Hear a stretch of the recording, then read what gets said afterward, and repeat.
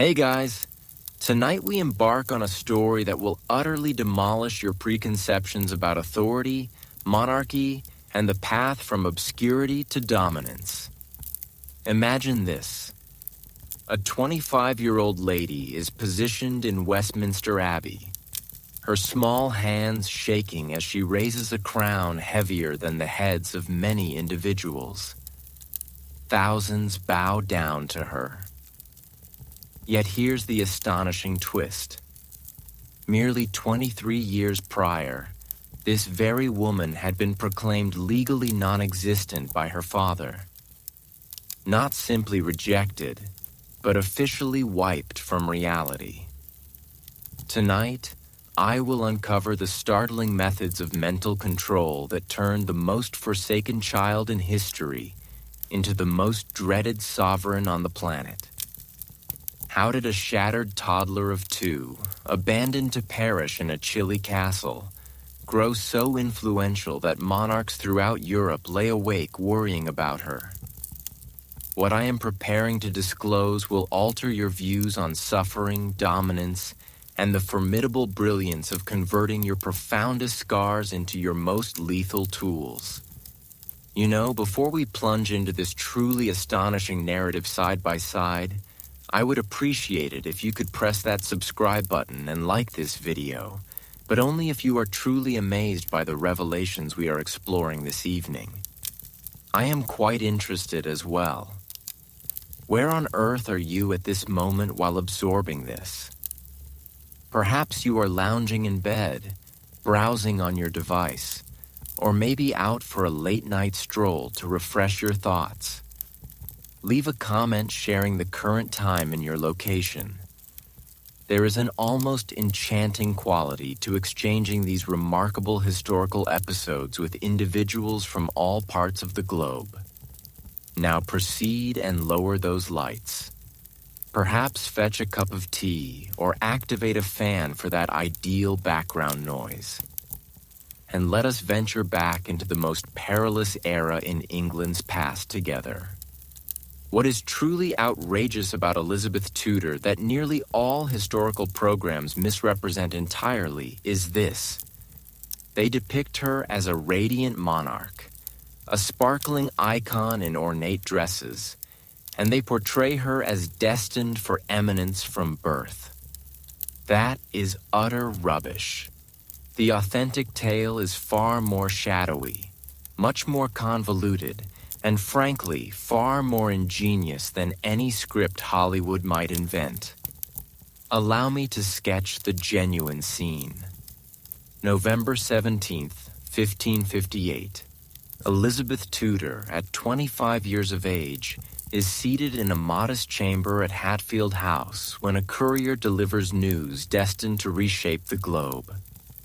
Her half-sister Mary, known as Bloody Mary, the one responsible for incinerating 300 individuals, has passed away, signifying that Elizabeth is now the Queen of England. But here is the element that will astound you. Under English law, she ought not even be breathing. When Elizabeth was merely 2 years old, her father, King Henry VIII, issued a decree that would shadow her existence forever. He did not merely separate from her mother, Anne Boleyn. He ordered her decapitation. Yet that was insufficiently harsh for Henry. Following the slaying of his spouse, he proclaimed their union had never been legitimate, rendering young Elizabeth formally illegitimate, devoid of any lawful entitlement to life. Ponder that mental devastation for a moment. You are 2, scarcely forming complete phrases, and abruptly the mightiest figure in the realm, who is also your parent, declares you are insignificant, irrelevant, with no rights to possessions, safeguards, or prospects. Yet this is where the narrative turns remarkably intriguing from a mental viewpoint. The majority of youngsters would be ruined by such dismissal. Many would dedicate their lifetimes to mending that injury. Elizabeth, however, converted it into her concealed asset. and I possess the evidence. Concealed within the British archives are numerous letters from Elizabeth, commencing from her age of 6. When examined in sequence, one can observe a youngster's intellect developing into an exceptional entity. By 8, she composed political evaluations that would astonish contemporary envoys. By 10, she was directing grown courtiers as if they were pawns on a board. Let me offer a particular instance that illustrates how alarmingly clever this youngster was. At 8, Elizabeth's 9-year-old half-brother Edward ascended to the throne of England. Edward adhered to Protestantism.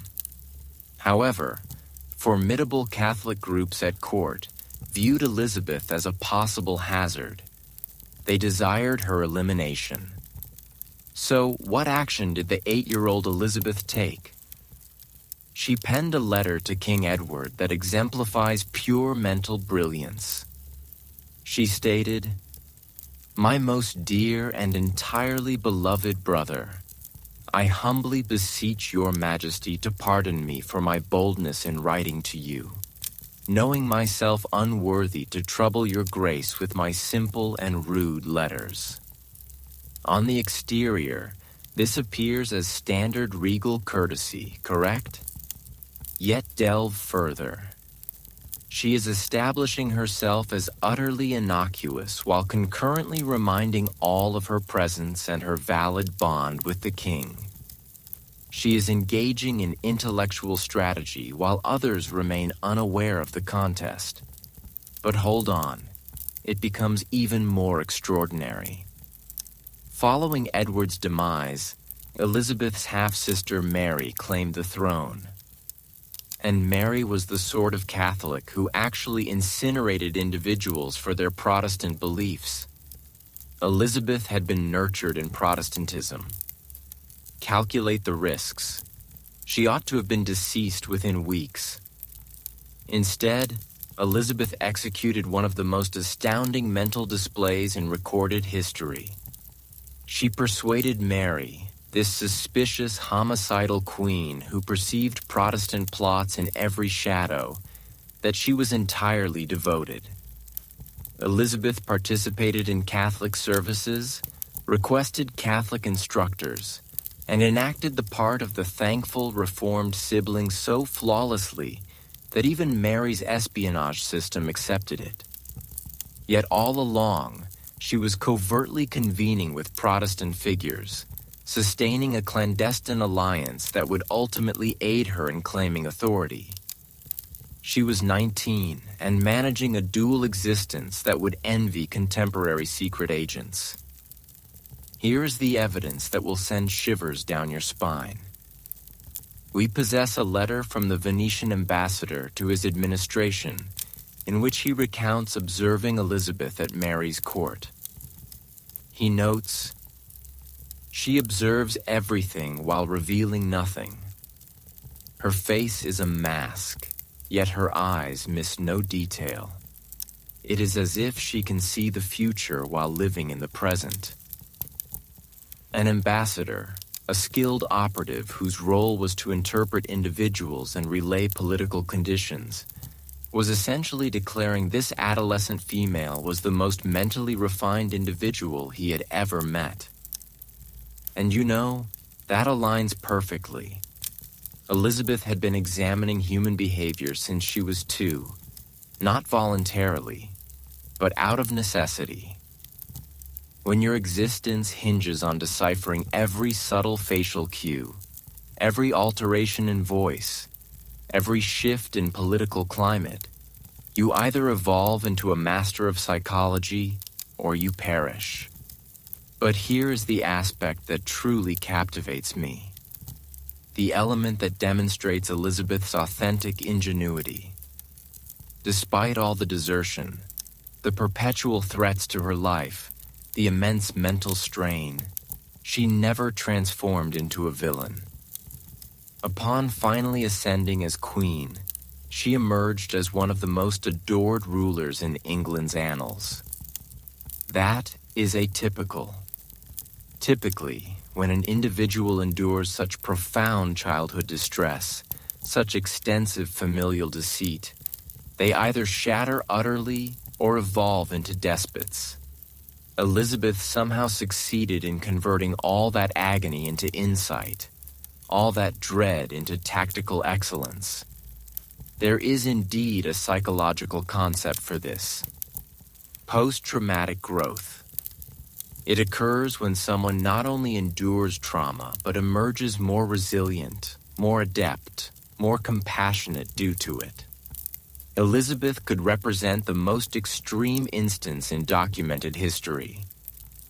But here is the truly astonishing aspect. All that I have just described, the illegitimate princess who endured to claim the crown, that is not even the remarkable portion of her tale. That is merely her enduring youth. What she accomplished afterward, how she converted an insolvent, fragmented, comparatively feeble nation into the mightiest dominion on the planet, how she directed whole countries and induced kings to fall enamored with her merely to dominate them. That is where this narrative turns truly epic. But initially, we must comprehend the precise instant that established the mental basis for all that ensued. Because there was one specific day, one harrowing occurrence that not only molded Elizabeth's persona, but equipped her with the precise intellectual instruments she would require to dominate the globe. And what transpired on that Tuesday morning in 1536 would torment her visions and propel her aspirations for the remainder of her remarkable existence. That Tuesday morning altered everything. May 19th, 1536. While most toddlers were mastering proper walking, Elizabeth Tudor was on the verge of receiving a profound lesson in disloyalty that would shape her into the most mentally merciless monarch in history. But here is what is utterly chilling about this instant. It was not merely that her mother, Anne Boleyn, was put to death. It is what unfolded in the ensuing hours and days that forged a formidable figure, and I mean that in the most admirable sense. Envision this. Elizabeth awakens in her nursery at Greenwich Palace. She's likely chattering in that endearing toddler manner, perhaps toying with her wooden steed or attempting to pile blocks. Her governess, Margaret Bryan, is present as usual. All appears ordinary. Then abruptly, everything shifts. Initially, all of Anne's attendants are dismissed, vanished. The women who had nurtured Elizabeth from infancy are escorted from the palace as if they were offenders. Then, and this is where it becomes mentally crushing, they commence erasing every vestige of her mother from Elizabeth's environment. We possess the inventory logs from the royal establishment. They are safeguarded in the National Archives, and they detail precisely what was removed from Elizabeth's nursery that day. All images of Anne Boleyn, all adornments bearing Anne's monograms, even playthings that had been presents from her mother, everything eliminated. But here is the particular that will utterly shatter your spirit. According to Margaret Bryan's correspondence to Thomas Cromwell, Henry's primary advisor, little Elizabeth repeatedly inquired one question: "Where is my lady mother?" And do you know what the grown-ups informed her? Nothing. Absolutely nothing. Consider that from the standpoint of child growth.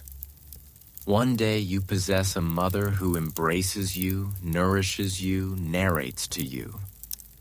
The following day she has simply vanished, and every adult surrounding you behaves as though she never was. Child experts nowadays would label this ambiguous loss. When an individual vanishes without clarification, It ranks among the most damaging experiences for a maturing mind. But here is where Elizabeth's narrative becomes utterly captivating. Rather than shattering her, this ordeal generated something unparalleled. It transformed her into a human deception sensor. See, when you are 2 and every adult nearby is evidently concealing something monumental, you grow hyper-vigilant to deceit. You begin scrutinizing expressions more intently. You detect when individuals' statements fail to align with their visages. You cultivate what experts term emotional intelligence at an extraordinarily advanced degree. And we have verification of this. There is a letter from the Imperial Ambassador Eustace Chapuis composed when Elizabeth was approximately 4 years old. He recounts observing her amid a court ritual, and his descriptions are genuinely alarming. He states, "The child watches all with an intensity most unnatural for her age. She speaks little but sees everything. There is something almost supernatural in her attention to the behaviors of those around her. A 4-year-old being portrayed as supernatural in her capacity to interpret people. That is not standard child progression. That is trauma-forging brilliance." But hold on, it becomes more unsettling. Henry VIII did not merely obliterate Anne Boleyn from the palace. He obliterated her from the annals. All formal documents of their matrimony were annihilated. All likenesses were incinerated or concealed. Anne's heraldic emblem was chiseled from structures. Her initials were scraped from cutlery, ornaments, even tome bindings. Elizabeth witnessed all of this occur. And what do you suppose that instructed her? That individuals can be utterly erased. That existence itself is precarious. That if you displease the incorrect individual, you do not merely perish, you vanish completely. Most youngsters would be frightened into obedience by this instruction. Elizabeth absorbed the contrary. She realized that to endure, you must become so essential, so vital, that no one would venture to obliterate you. And here is the evidence that this approach was already forming in her 4-year-old intellect. We have documents indicating that Elizabeth commenced exhibiting uncommon intellectual talents almost right after her mother's demise. Abruptly, this young child was articulating complete phrases, displaying curiosity in literature, exhibiting what her instructors termed precocious cleverness. Now, was Elizabeth inherently brilliant? Undoubtedly. But the timing is too impeccable to be mere chance. She intuitively grasped that intellect was her armament, that excellence was her safeguard against obliteration. But here is the most poignant element of this entire narrative. Elizabeth never ceased searching for her mother. There is this remarkable report from one of the palace attendants. Her name was Cat Ashley, and she would subsequently become Elizabeth's nearest confidant. Cat documented how young Elizabeth would roam the corridors of whichever palace they occupied, pausing to gaze at vacant spots on the walls where portraits once hung. She would not inquire directly about Anne Boleyn, even at 4. She was too astute for that. Instead, she would pose queries like, "Was there a pretty lady who used to live here?" Or, "Did someone else wear these jewels before?" The attendants, terrified of even uttering Anne's name, would merely divert her focus. So, Elizabeth learned that her very being was a perilous mystery, that inquiring about her mother could endanger others, that she was somehow linked to something inexpressible. Can you envision the mental burden of that? Being essentially informed that half of your persona is so hazardous that individuals fear acknowledging it. But here is where Elizabeth's ingenuity truly manifests. Instead of rendering her ashamed, this ignited her curiosity. She commenced examining the adults surrounding her with methodical accuracy, attempting to decipher what they concealed and why. And this is where we witness the emergence of one of Elizabeth's most destructive political arsenals, her capacity to exploit people's secrets against them. There is this astonishing anecdote from when Elizabeth was about 6 years old. She was residing in the household of Catherine Parr, Henry's sixth and ultimate wife, who had endured by being exceedingly cautious and intelligent. One day, Elizabeth approached Catherine with a query that halted the entire chamber. She inquired, "Lady Catherine, why do the courtiers speak differently when they think I cannot hear them?" Catherine, who was no fool, realized that this 6-year-old had been methodically overhearing adult discussions and evaluating the disparities between public and private discourse. She was already performing reconnaissance operations at an age when most children are mastering shoelace tying. But here is the truly brilliant aspect. Elizabeth was not merely eavesdropping to collect data. She was discovering how authority truly functioned. She was uncovering that the formal account of events always diverged from actuality, that everyone possessed multiple strata of truth, that knowledge equated to power. And you know, she was entirely correct. By the time Elizabeth was 8 years old, she could enter a chamber filled with adults and within moments identify who was deceiving, who was frightened, who was concealing something, and who could be relied upon. It was akin to possessing a mental superpower. But this superpower carried a dreadful price. Because when you learn at 2 years old that even your own father will erase people he once loved, you never truly trust anyone again. Elizabeth would spend the rest of her life building walls around her heart that were so high, so sophisticated, that even her closest friends never really knew her.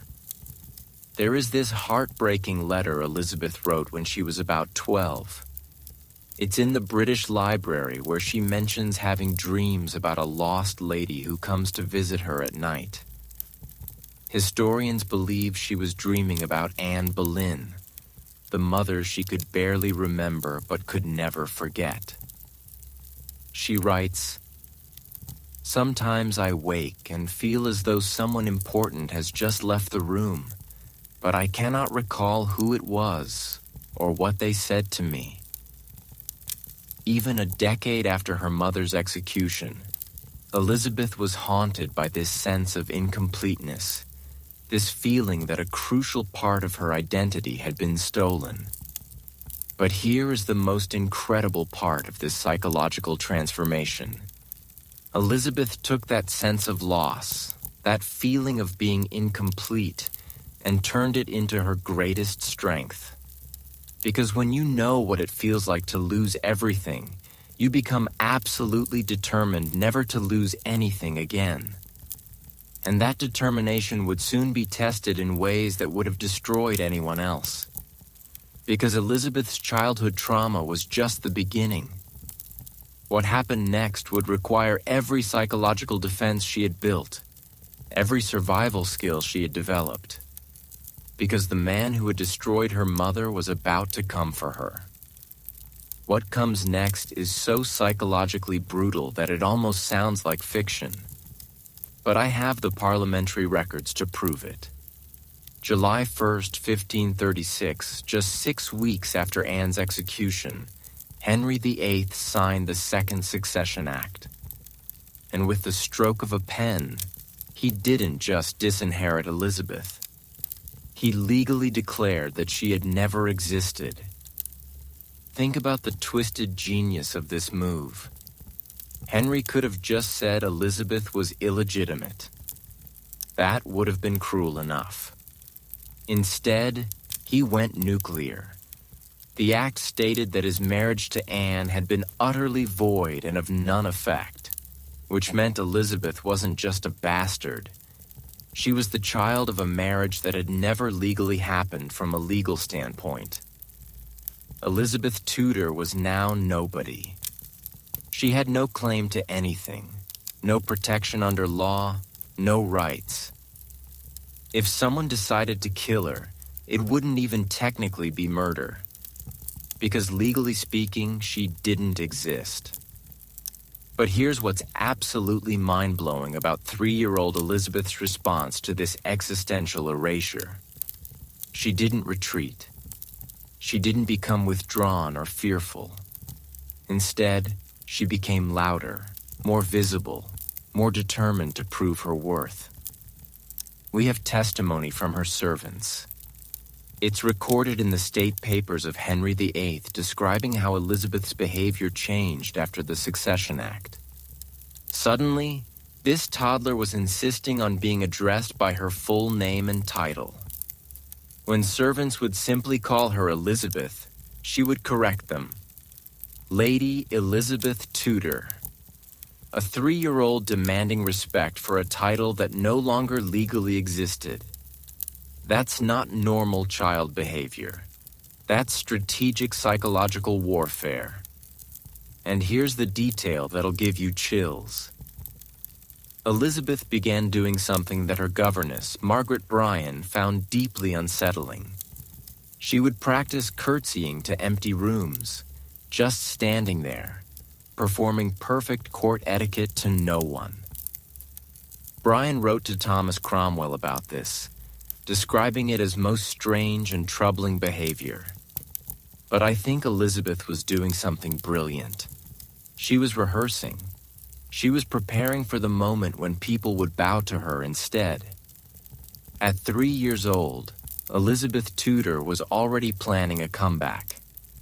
But the psychological torture was just getting started because Henry VIII, apparently not satisfied with legally erasing his daughter, decided to mess with her head in an even more twisted way. He kept her at court. Think about how insane that is. You've just declared your daughter illegitimate, stripped her of all rights, essentially announced to the world that she's nobody, and then you keep her around. Have her live in the same palaces where everyone can see the daily reminder of your cruelty. But here's the genius part from Henry's perspective. Elizabeth wasn't being kept around out of fatherly affection. She was being kept as a political tool, a living, breathing reminder to other nobles of what happened when you crossed the king. Look at my daughter, he was essentially saying. Look at what I can do to my own blood. Imagine what I'll do to you. For Elizabeth, this meant living in a constant state of psychological limbo. She was simultaneously invisible and hyper-visible. Legally non-existent but physically present, ignored but constantly watched. And this created one of the most important aspects of Elizabeth's later political genius. Her ability to read rooms. When you're a child who technically doesn't exist but is still present at court functions, you become incredibly good at reading social dynamics. You notice who acknowledges you and who pretends you're not there. You understand the difference between public behavior and private feelings. You learn that appearances can be completely disconnected from reality.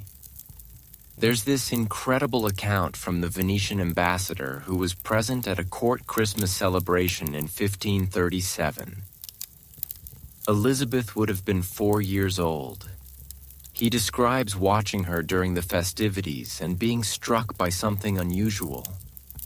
He writes, "The child positions herself where she can observe all interactions, yet rarely participates directly. She appears to be studying the courtiers as one might study a book, taking careful note of who speaks to whom and in what manner. A 4-year-old conducting social intelligence gathering at a Christmas party. That's not normal childhood behavior. That's survival strategy. But here's where things get really psychologically complex. Despite being legally erased, Elizabeth was still Henry's daughter.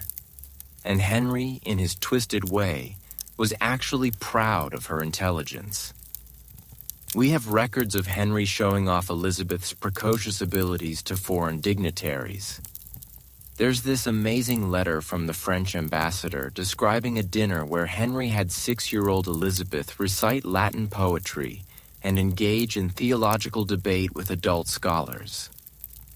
The ambassador writes, "His Majesty seemed more pleased with the child's performance than with any of his legitimate heirs.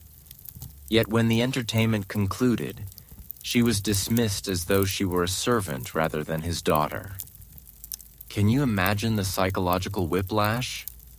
One moment you're being celebrated as brilliant, the next you're being treated like you don't matter.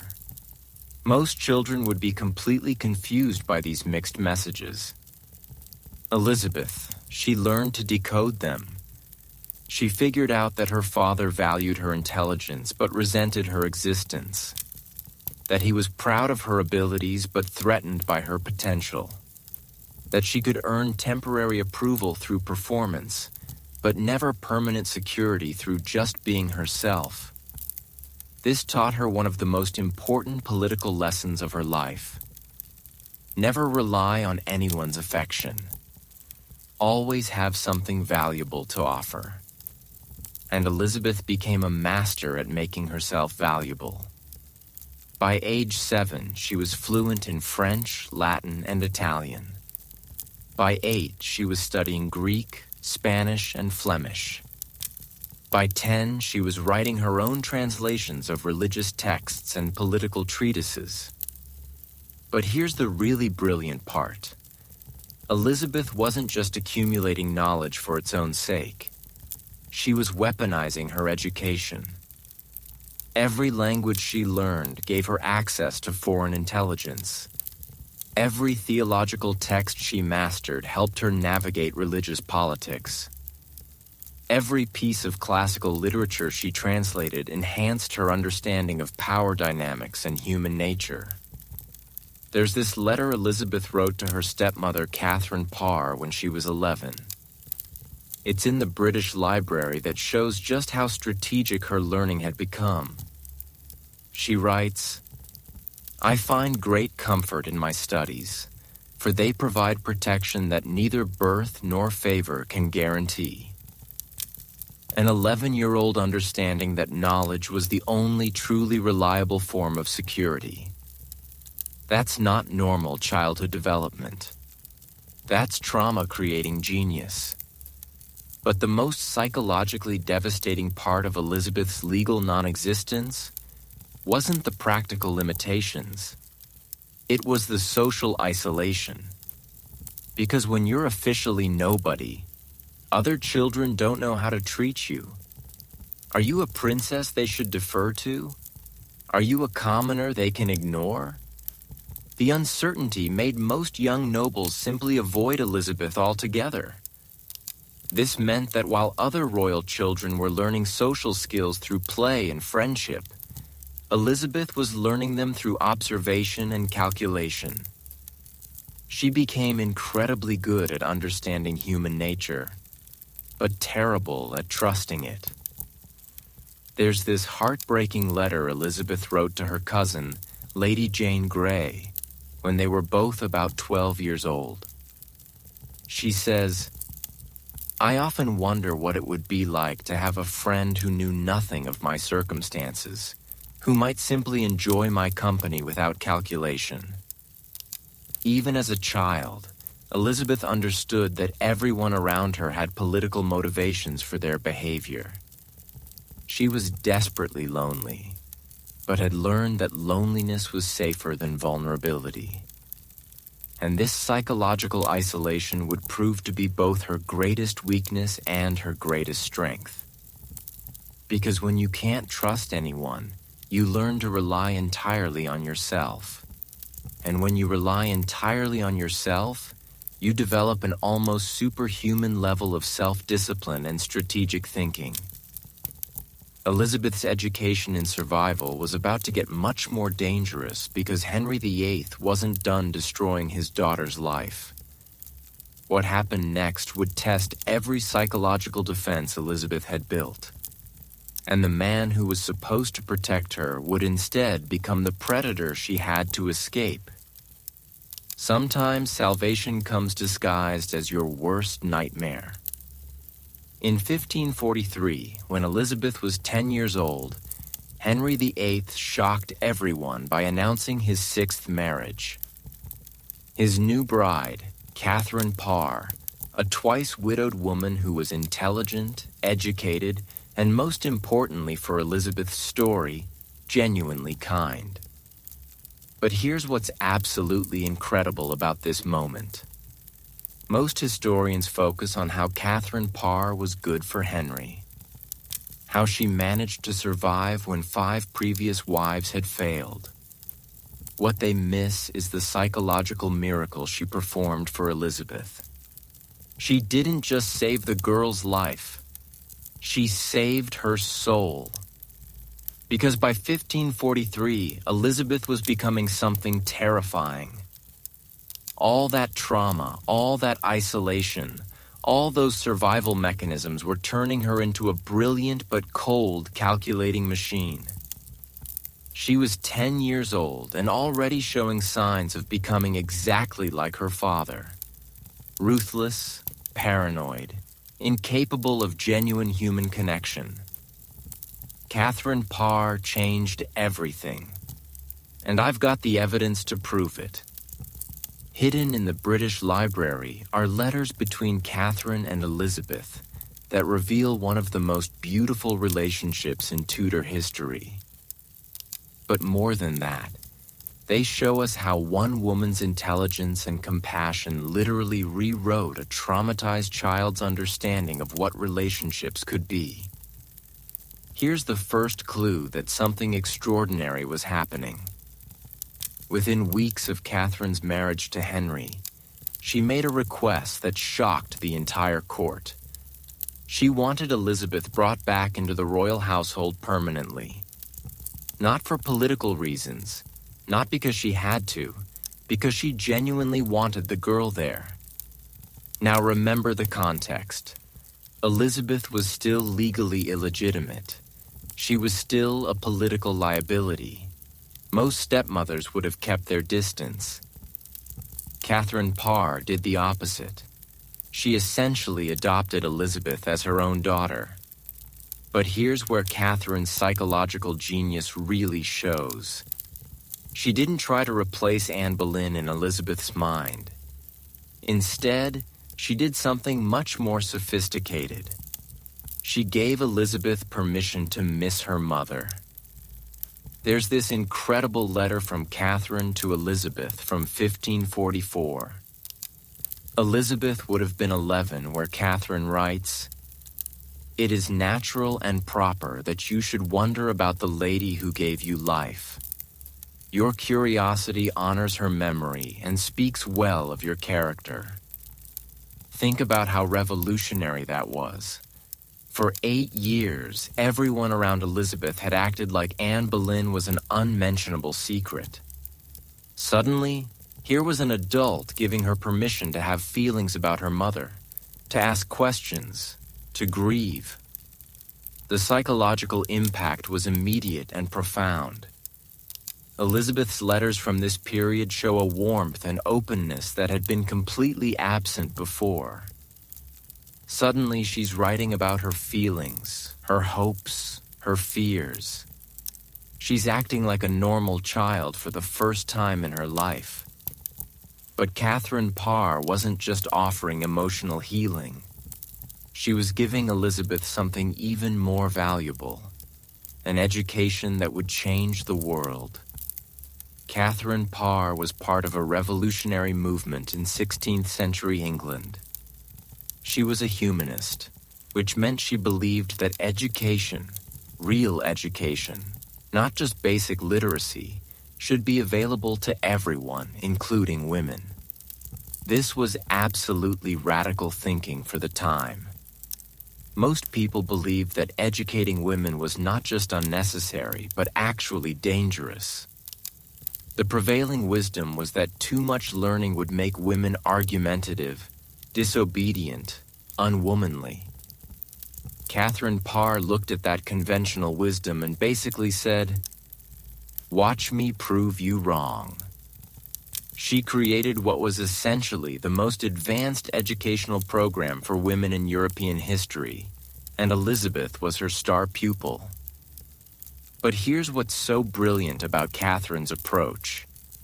She didn't just teach Elizabeth subjects. She taught her how to think, how to analyze, how to question everything. We have the curriculum that Catherine designed for Elizabeth, preserved in the Bodleian Library at Oxford. By age 12, Elizabeth was studying Latin, Greek, French, Italian, Spanish, and Flemish. She was reading Cicero in the original Latin, translating Plutarch from Greek, analyzing political philosophy. But the really genius part was the theological education. Catherine had Elizabeth study multiple religious perspectives: Catholic, Protestant, Lutheran, even some Islamic and Jewish texts. This wasn't just religious education. This was training in how to understand and manipulate different belief systems. And Elizabeth absorbed all of this like a sponge. There's a letter from her tutor William Grindal to Catherine Parr, where he describes Elizabeth's learning pace as almost supernatural. He writes, "The child masters in weeks what would take most scholars months to comprehend. Her memory is perfect. Her analysis is sophisticated, and her questions often surpass my ability to answer." By age 13, Elizabeth was writing her own theological treatises. By 14, she was translating complex political works from multiple languages. By 15, she was essentially the most educated woman in England. But here's the really incredible part. Catherine Parr wasn't just creating a scholar. She was creating a weapon. Because every language Elizabeth learned gave her access to foreign intelligence. Every religious text she mastered helped her understand how to manipulate different factions. Every piece of classical literature she studied taught her about power dynamics, human psychology, and political strategy. Catherine was essentially giving Elizabeth a master's degree in how to rule the world. And the proof is in Elizabeth's own words. There's this letter she wrote to Catherine when she was about 14, thanking her for her education. She says, "You have given me armor that no enemy can penetrate and weapons that no opponent can match. With knowledge as my shield and wisdom as my sword, I shall never be defenseless again." A 14-year-old understanding that education was warfare by other means. That's not normal teenage thinking. That's strategic genius. But Catherine Parr did something even more important than educating Elizabeth's mind. She healed Elizabeth's ability to trust. Because for the first time since Anne Boleyn's execution, Elizabeth had an adult in her life who genuinely cared about her well-being without any ulterior motive. Catherine didn't need anything from Elizabeth. She wasn't trying to use her for political advantage. She just loved her. And this taught Elizabeth something crucial, that it was possible to be both strategic and genuine. That she could be brilliant and calculating while still maintaining human connections. That strength didn't require isolation. There's this beautiful letter Elizabeth wrote to Catherine on New Year's Day, 1545. She says, "You have shown me that it is possible to be both wise and warm, both powerful and kind. You have taught me that the greatest strength comes not from building walls, but from choosing carefully who you allow inside them." But here's the most important lesson Catherine Parr taught Elizabeth, the one that would define her entire reign as queen. She taught her that being a woman could be an advantage, not a disadvantage. See, most of Elizabeth's female role models up to this point had been either victims or villains. Her mother had been executed. Her sister Mary would later become a religious fanatic who burned people alive. The message Elizabeth had absorbed was that women in power either got destroyed or became monsters. Catherine Parr showed her a third option.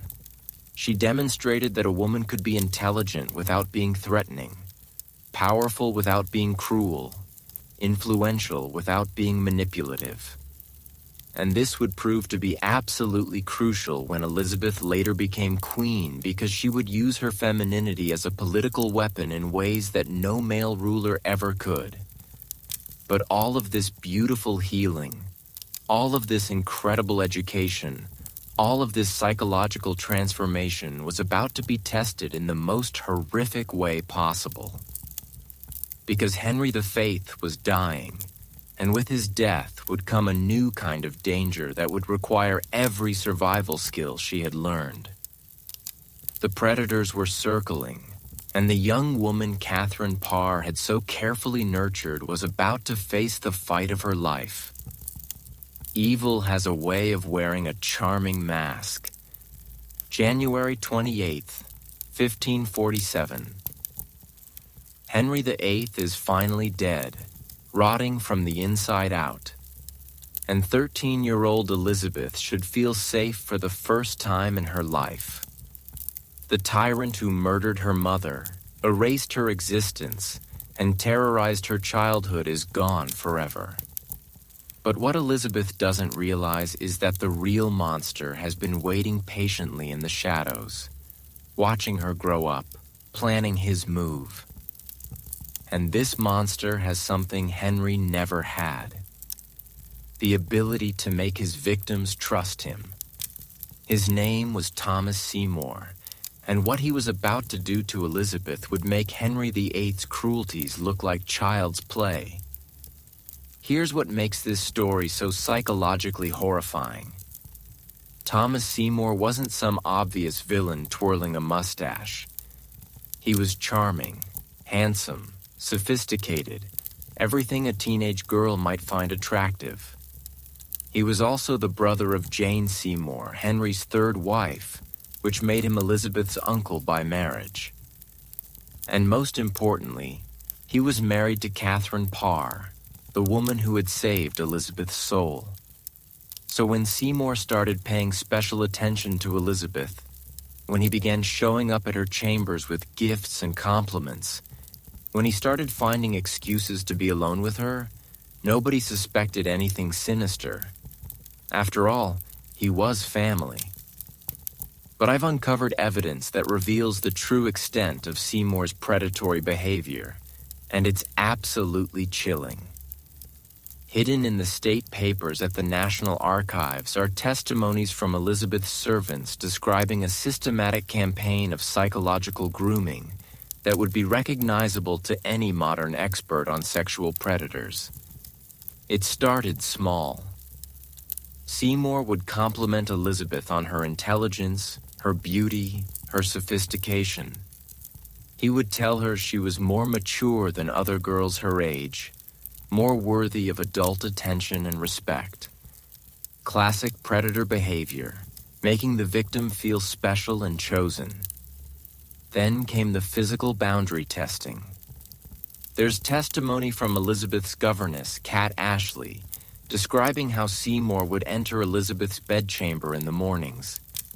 Sometimes while she was still in her nightgown, he would tickle her, wrestle with her, hold her down while she struggled and laughed. Ashley was deeply uncomfortable with this behavior, but Seymour had an answer for everything. "I'm just playing with my niece," he would say. "She enjoys the attention. Look how she smiles." And this is where Seymour's psychological manipulation becomes truly masterful. He was teaching Elizabeth that her discomfort didn't matter, that her attempts to set boundaries were just evidence that she was being silly or prudish, that she should be grateful for his attention. But here's the most disturbing part. Catherine Parr, the woman who loved Elizabeth like her daughter, was present for some of these incidents, and sometimes she even participated. There's this horrifying account from Kat Ashley describing a morning when Catherine Parr held Elizabeth still while Seymour cut her dress to ribbons with a knife. Elizabeth was struggling, clearly distressed, but they both laughed it off as harmless fun. Think about the psychological damage this must have caused. The one adult Elizabeth trusted completely was enabling her abuse. The woman who had taught her that she deserved respect and kindness was now teaching her the opposite. This is psychological warfare at its most sophisticated. Seymour wasn't just grooming Elizabeth. He was grooming everyone around her to normalize his behavior. And it was working. Elizabeth, starved for affection her entire life, desperate for adult approval, began to crave Seymour's attention, even as it made her uncomfortable. She started dressing more carefully in the mornings, knowing he might visit. She began looking forward to his compliments, even as his physical advances frightened her.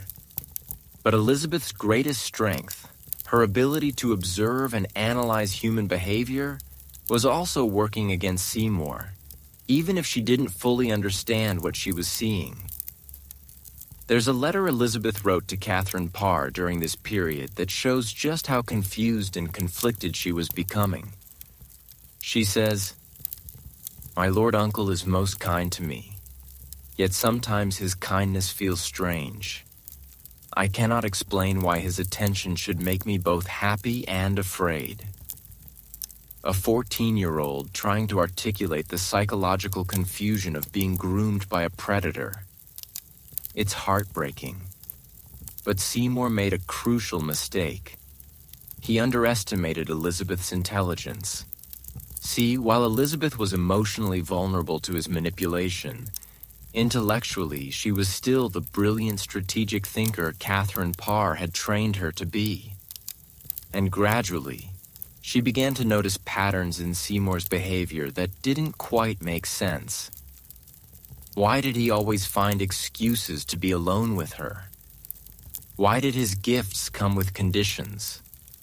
Little requests for secrecy, for special treatment, for physical affection in return.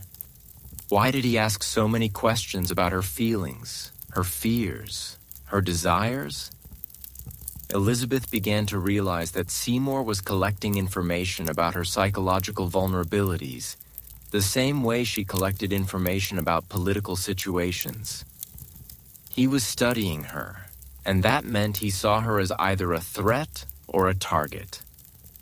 The breakthrough moment came in early 1548.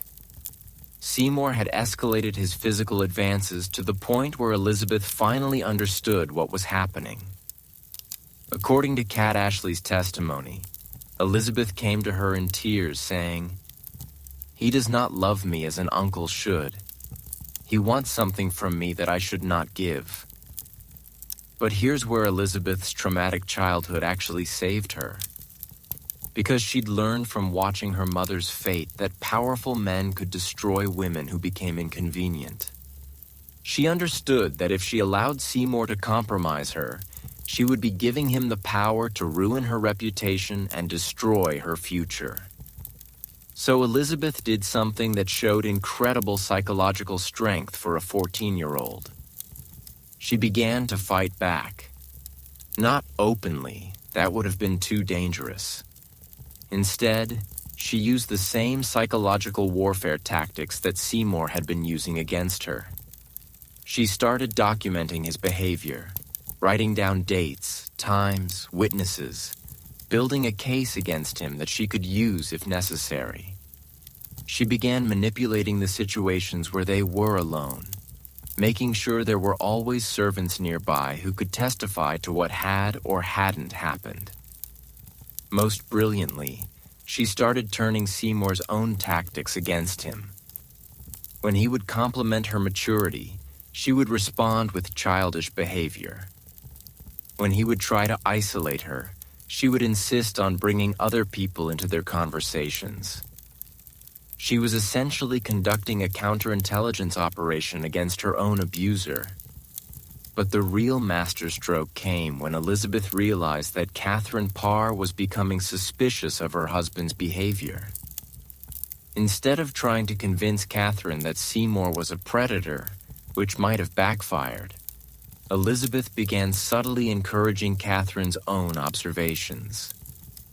She would mention Seymour's visits in casual conversation, making sure Catherine knew exactly how often he was seeking Elizabeth out. She would ask innocent questions about whether Catherine thought his behavior was normal, planting seeds of doubt in her stepmother's mind. And it worked. By summer 1548, Catherine Parr had figured out what her husband was doing. There's a letter from Catherine to her brother where she writes, "I fear Thomas sees Elizabeth not as a daughter, but as something else entirely. I can no longer trust them to be alone together." The confrontation between Catherine and Seymour must have been epic because suddenly Elizabeth was sent away from their household entirely. Officially, it was for her own education and development. Unofficially, Catherine Parr was removing Elizabeth from her predator husband's reach. But here's the tragic irony. Catherine Parr died in childbirth just a few months later in September 1548. And with her death, Elizabeth lost the one adult who had genuinely protected her. Worse yet, Seymour was now free to pursue Elizabeth without interference. He was a wealthy, powerful man with connections throughout the royal court. Elizabeth was still legally illegitimate, still vulnerable, still essentially powerless. What happened next would test every survival skill Elizabeth had developed, every psychological defense she had built, because Thomas Seymour wasn't done with her. In fact, his most dangerous scheme was just beginning. And this time, he wasn't just threatening Elizabeth's innocence. He was threatening her life. Death was in the air at Chelsea Manor, and 15-year-old Elizabeth could smell it. September 5th, 1548. Catherine Parr had just died in childbirth, and the woman who had saved Elizabeth's life was gone forever. But what happened next would prove that Elizabeth had learned Catherine's lessons better than anyone could have imagined. Because Thomas Seymour, newly widowed and now one of the most powerful men in England, decided this was his moment to strike. And his plan wasn't just to abuse Elizabeth. It was to marry her and seize the English throne through her bloodline. The audacity of this scheme is breathtaking when you understand the politics involved.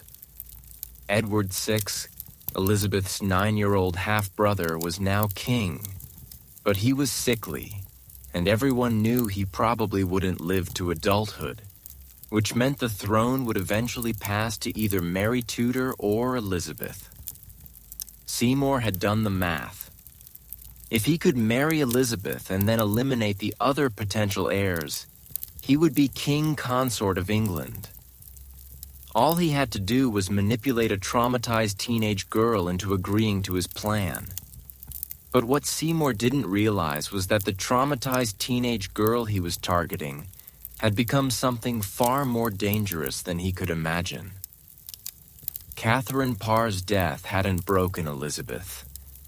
It had freed her to become the psychological warrior she was always meant to be.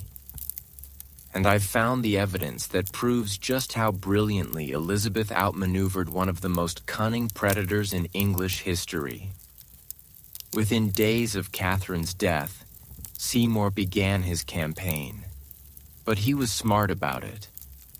He didn't approach Elizabeth directly. That would have been too obvious. Instead, he went through her governess, Cat Ashley. There's a fascinating interrogation record from the Tower of London. Ashley was later arrested for her role in this affair, where she described Seymour's psychological manipulation tactics.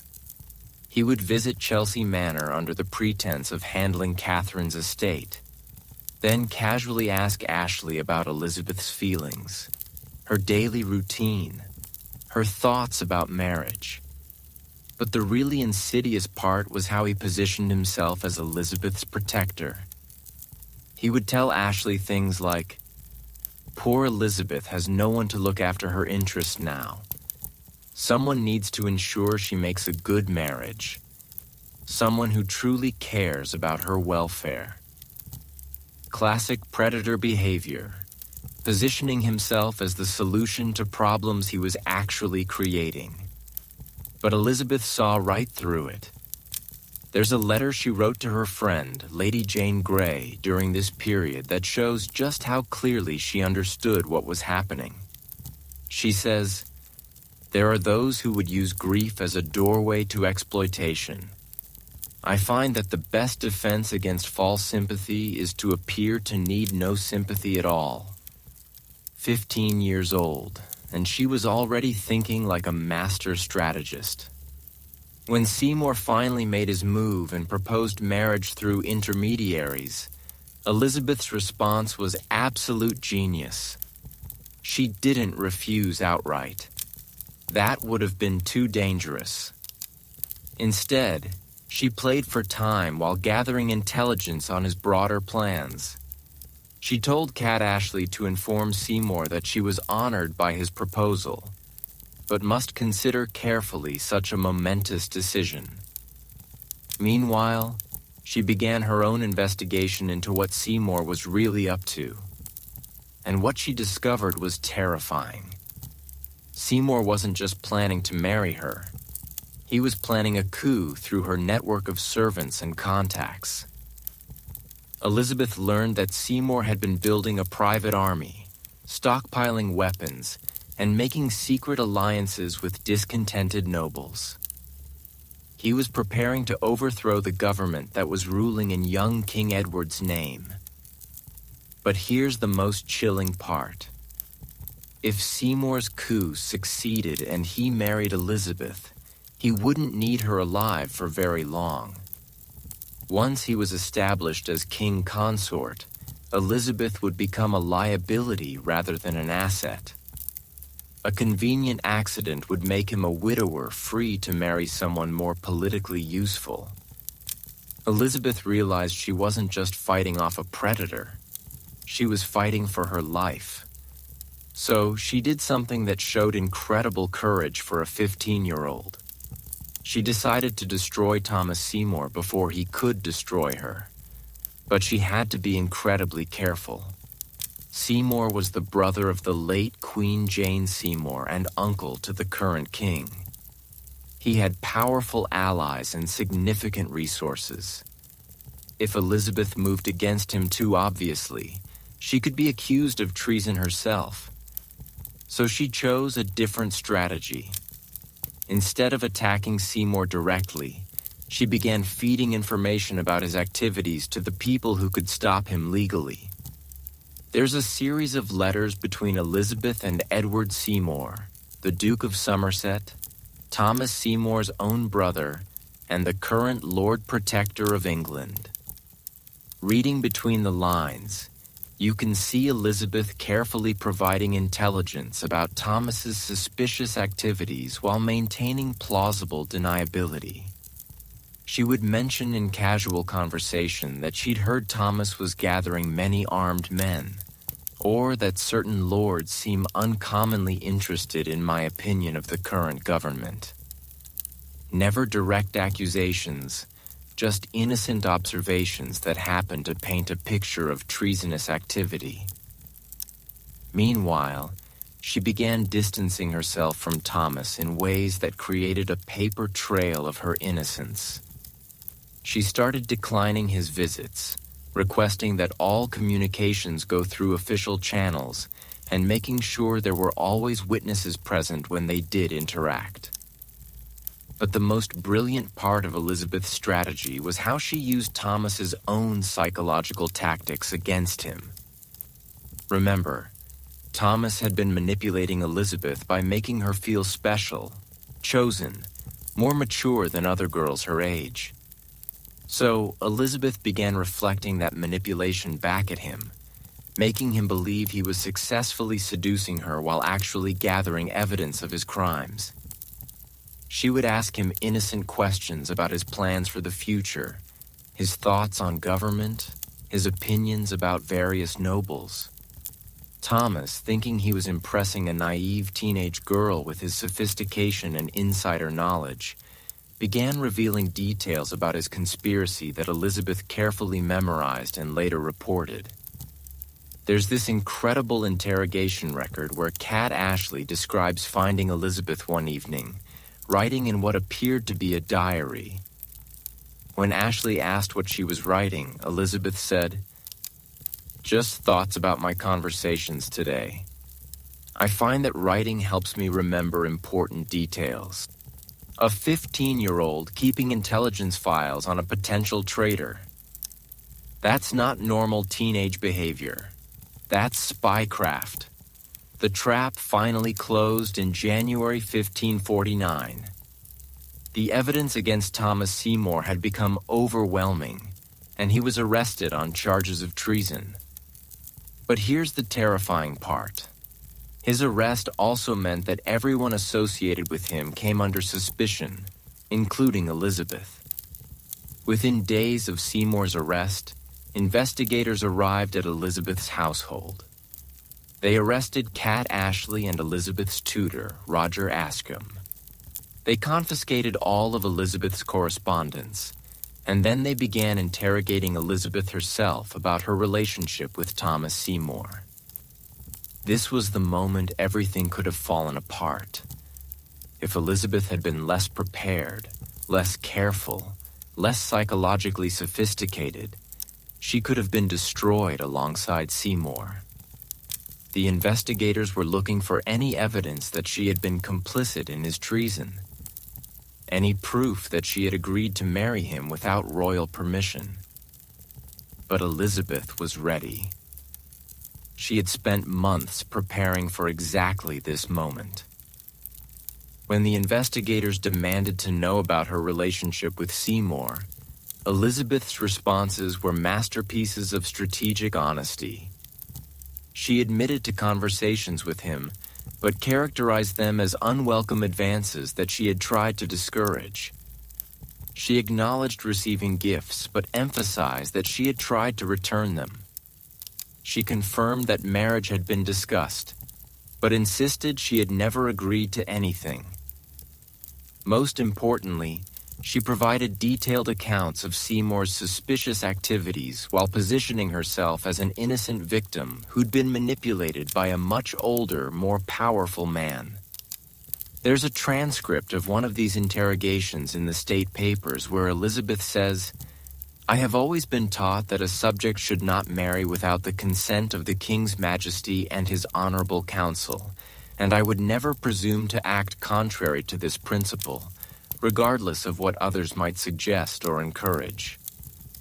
Perfect answer.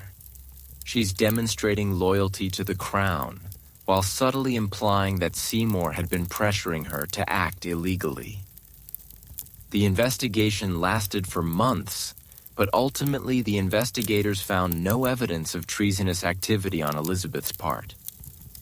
Thomas Seymour was executed in March 1549, and Elizabeth emerged from the scandal with her reputation intact.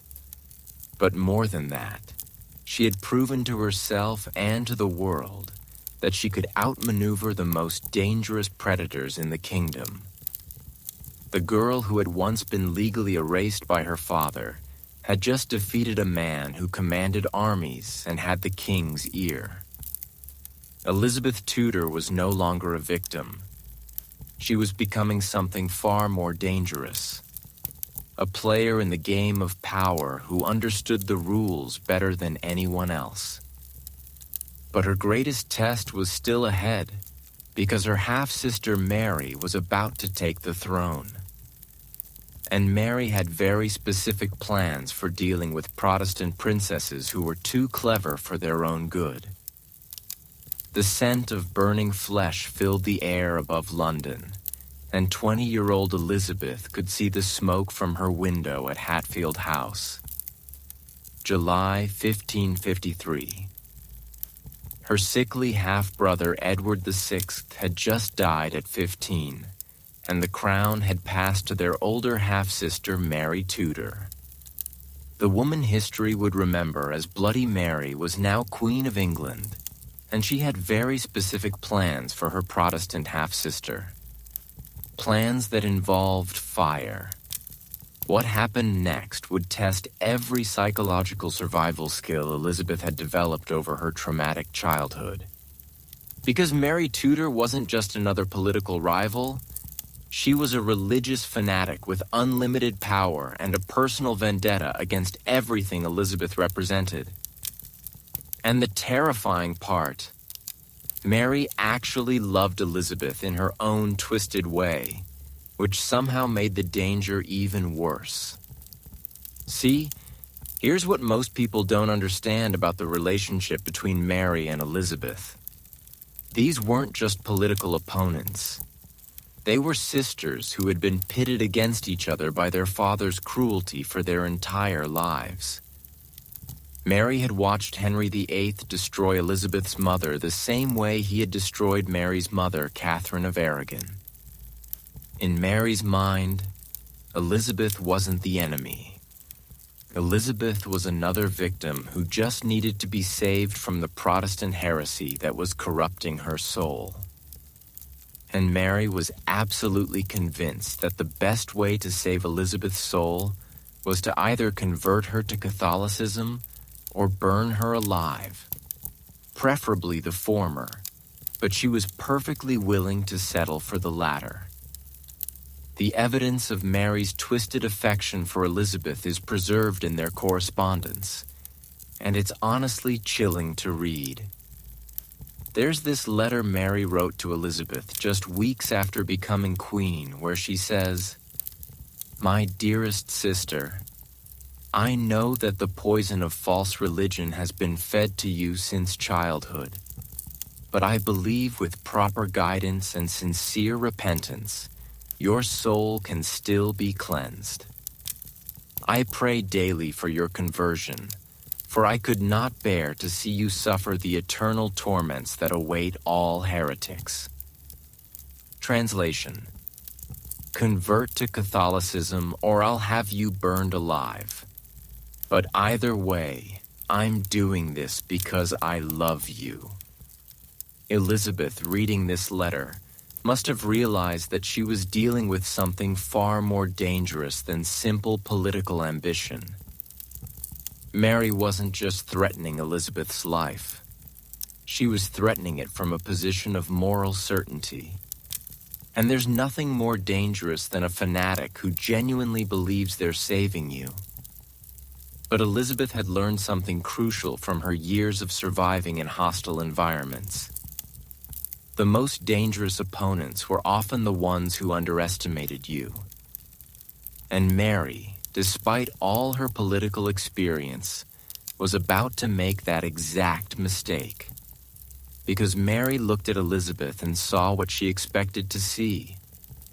A young, inexperienced girl who had been raised in Protestant heresy, but could still be molded into a proper Catholic lady. Mary had no idea that she was actually dealing with one of the most psychologically sophisticated political operators in European history. Elizabeth's first move was pure genius. Instead of openly defying Mary's religious demands, she began what can only be described as the most elaborate performance in Tudor history. When Mary summoned Elizabeth to court and demanded that she attend Catholic Mass, Elizabeth didn't refuse, but she also didn't simply comply. Instead, she showed up to Mass looking visibly ill, complaining of stomach pains and headaches whenever Catholic rituals were performed. The Spanish ambassador, Simon Renard, wrote to his king describing Elizabeth's behavior during these services. The Lady Elizabeth appears to suffer great physical distress during the sacred ceremonies. She holds her stomach and winces as though in pain. Yet when the service ends, her health seems to improve remarkably. Elizabeth was essentially claiming that Catholicism made her physically sick, but doing it in a way that could be interpreted as either genuine religious rejection or medical issues beyond her control. It was psychological warfare of the highest order. But Mary wasn't stupid. She recognized that Elizabeth was playing games, and she decided to up the stakes. In early 1554, she began pressuring Elizabeth to make a public conversion to Catholicism, complete with a formal ceremony renouncing her Protestant beliefs. This is where Elizabeth's childhood trauma actually became her salvation. Because all those years of being legally erased, of having to prove her worth through performance, had taught her exactly how to give people what they wanted to hear without actually giving them what they wanted. Elizabeth's response to Mary's conversion demands was a masterpiece of strategic ambiguity. She told Mary that she was earnestly studying Catholic doctrine and praying for divine guidance about her religious future. She attended more Catholic services, met with Catholic priests, even commissioned Catholic books for her library. But if you read her letters from this period carefully, you'll notice something brilliant. Elizabeth never actually committed to anything. Every statement was conditional. Every promise was hedged. Every gesture of Catholic sympathy was accompanied by requests for more time to properly understand these weighty matters. She was buying time while appearing to cooperate. And Mary, desperate to believe in Elizabeth's potential conversion, chose to interpret these delays as spiritual progress rather than political maneuvering. But Elizabeth's greatest stroke of genius during this period was how she used Mary's own psychology against her. See, Mary had spent most of her adult life feeling like a victim, stripped of her legitimacy by her father, denied her rightful place as queen for years, forced to watch Protestant reforms tear apart the Catholic England she loved. Mary's entire identity was built around the idea that she was God's chosen instrument to restore England to the true faith. Elizabeth figured out how to make Mary feel like a successful savior rather than a frustrated persecutor. She began writing letters to Mary expressing gratitude for her patient guidance and sisterly care. She would ask Mary for recommendations of Catholic books to study, for advice about spiritual matters, for permission to meet with Catholic scholars.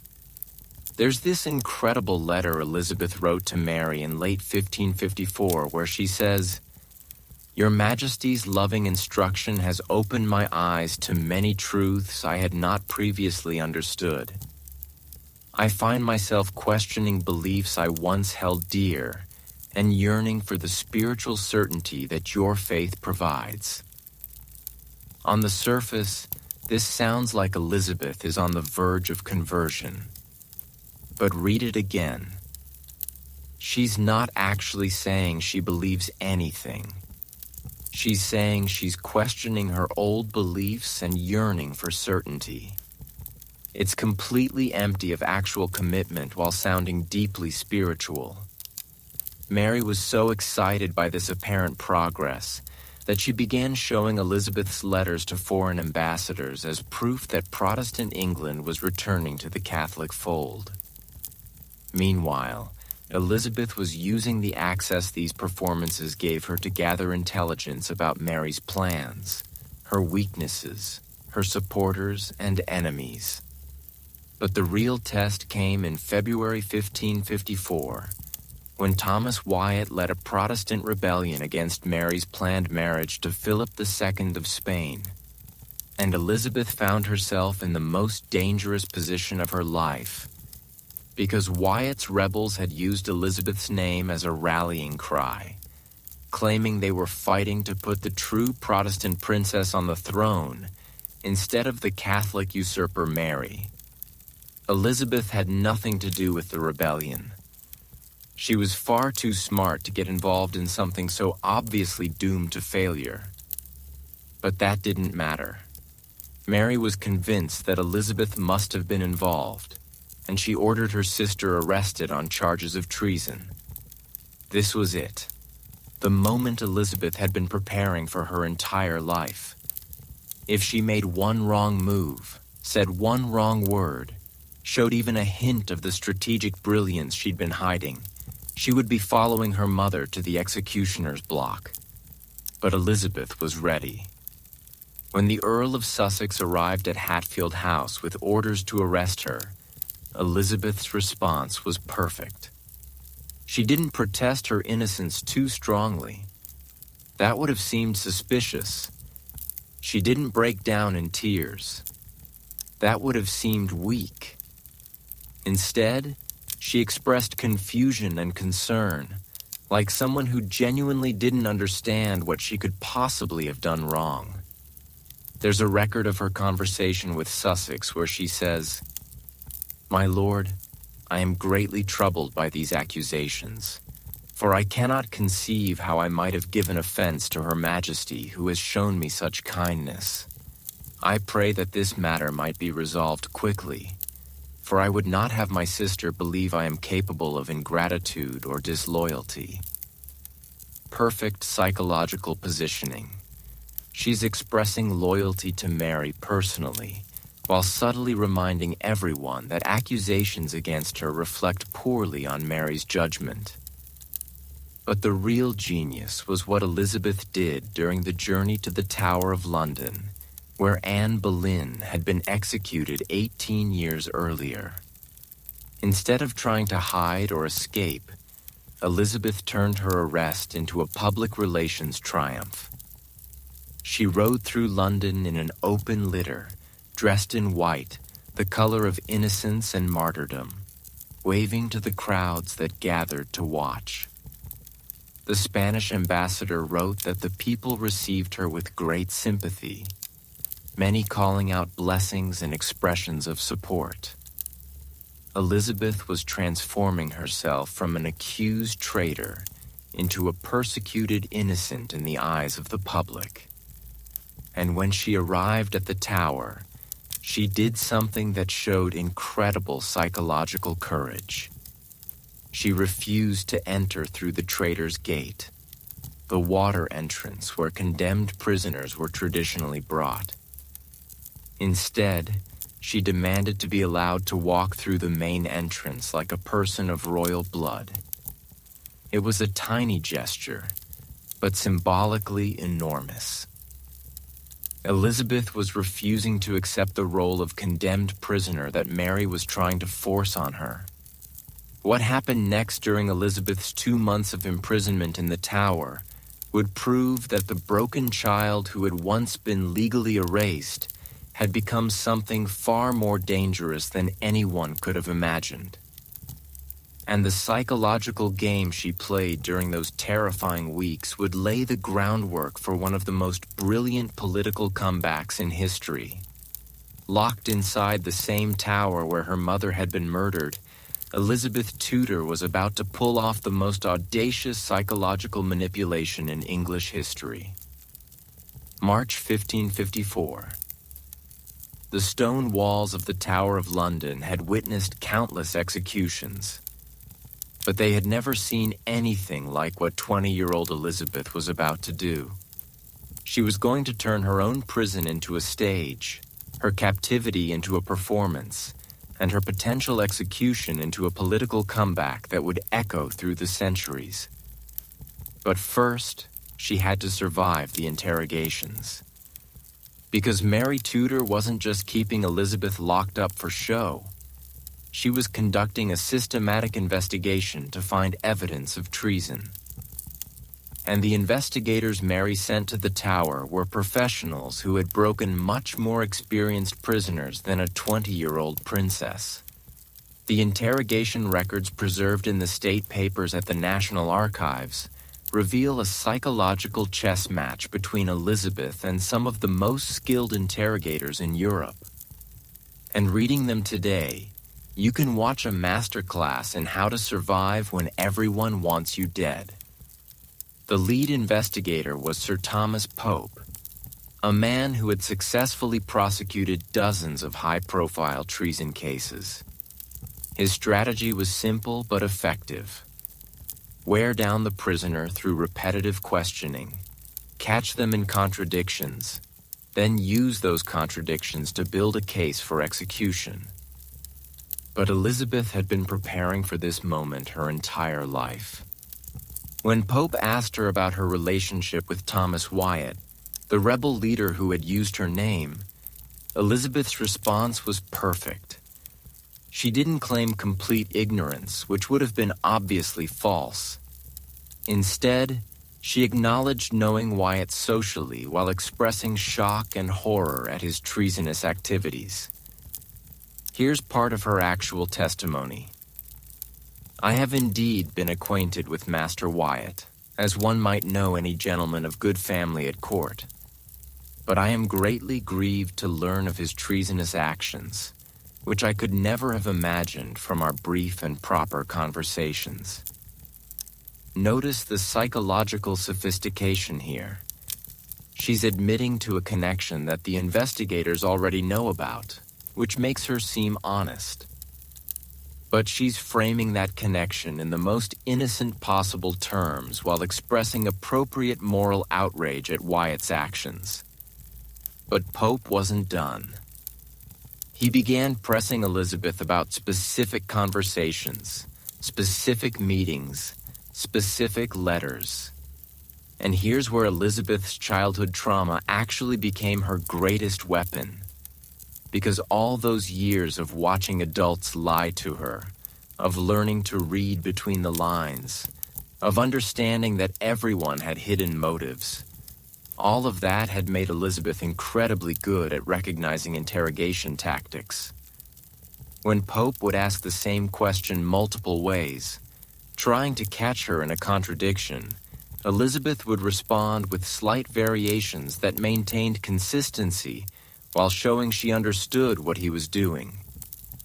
When he would try to trick her with false information, claiming that other prisoners had already confessed to her involvement, Elizabeth would express concern for those prisoners' souls while maintaining her own innocence. Most brilliantly, when Pope would try to make her angry or emotional, hoping she would blurt out something incriminating, Elizabeth would respond with what can only be described as supernatural calm.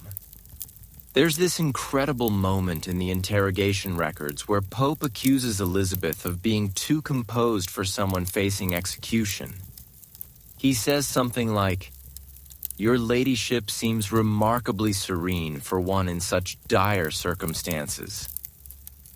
Elizabeth's response was pure genius. "My lord, I have learned that agitation serves no purpose save to cloud one's judgment. If I am innocent, as I believe myself to be, then God's will shall prevail. If I am guilty of crimes I cannot recall, then perhaps this trial will help me understand my errors." Think about the psychology of that answer. She's positioning herself as someone who is either completely innocent or so confused that she doesn't even understand her own guilt. Either way, she's not a calculating traitor worthy of execution. But the real masterpiece of Elizabeth's Tower strategy wasn't what she said during the interrogations. It was what she did between them. Because Elizabeth understood something that most prisoners didn't. The Tower of London wasn't just a prison, it was a stage. And everyone in London was watching to see how the drama would unfold.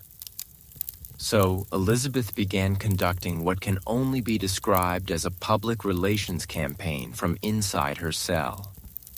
She started by befriending her guards, not through bribery or seduction, but through simple human kindness. She would ask about their families, express concern for their well-being, treat them with respect despite her circumstances. This had two brilliant effects. First, it made the guards more likely to treat her well and speak positively about her to others. Second, it demonstrated to anyone watching that Elizabeth was maintaining her humanity and dignity despite being imprisoned. But the real stroke of genius was how Elizabeth used her daily walks in the Tower Gardens. Prisoners were allowed brief exercise periods under guard, and Elizabeth turned these walks into carefully choreographed performances. She would walk slowly, gracefully, always maintaining perfect posture. She would stop to smell flowers, to feed birds, to speak kindly to servants. Word of these walks spread throughout London, creating an image of Elizabeth as a serene, noble figure bearing her persecution with grace. People began gathering outside the tower walls just to catch a glimpse of her during her exercise periods. The Spanish ambassador wrote to his king about this phenomenon. The Lady Elizabeth has somehow transformed her imprisonment into a kind of martyrdom. The people speak of her with increasing sympathy, and there are murmurs that she is being treated unjustly. Elizabeth was winning the propaganda war from inside her prison cell. But perhaps the most psychologically sophisticated thing Elizabeth did during her imprisonment was how she managed her relationship with Mary Tudor herself. Because Mary was deeply conflicted about what to do with Elizabeth. Part of her wanted to execute the sister she saw as a threat to Catholic England. But another part of her genuinely loved Elizabeth and hoped for her conversion and redemption. Elizabeth understood this psychological conflict, and she exploited it brilliantly. She began sending letters to Mary that were masterpieces of emotional manipulation, not obvious manipulation. Elizabeth was far too smart for that. Instead, she wrote letters that appeared to be sincere expressions of sisterly affection, while subtly reinforcing Mary's internal conflict. Here's an excerpt from one of these letters. Your Majesty, I find myself daily in prayer, not only for my own soul, but for yours as well.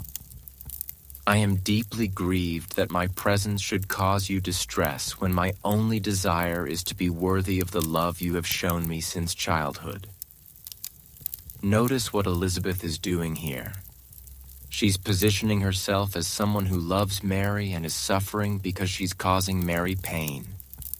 She's making Mary feel guilty for imprisoning her while also suggesting that Elizabeth is becoming more religious during her captivity. It's psychological manipulation of the highest order, but done so subtly that Mary probably wasn't even conscious of being manipulated. And it worked.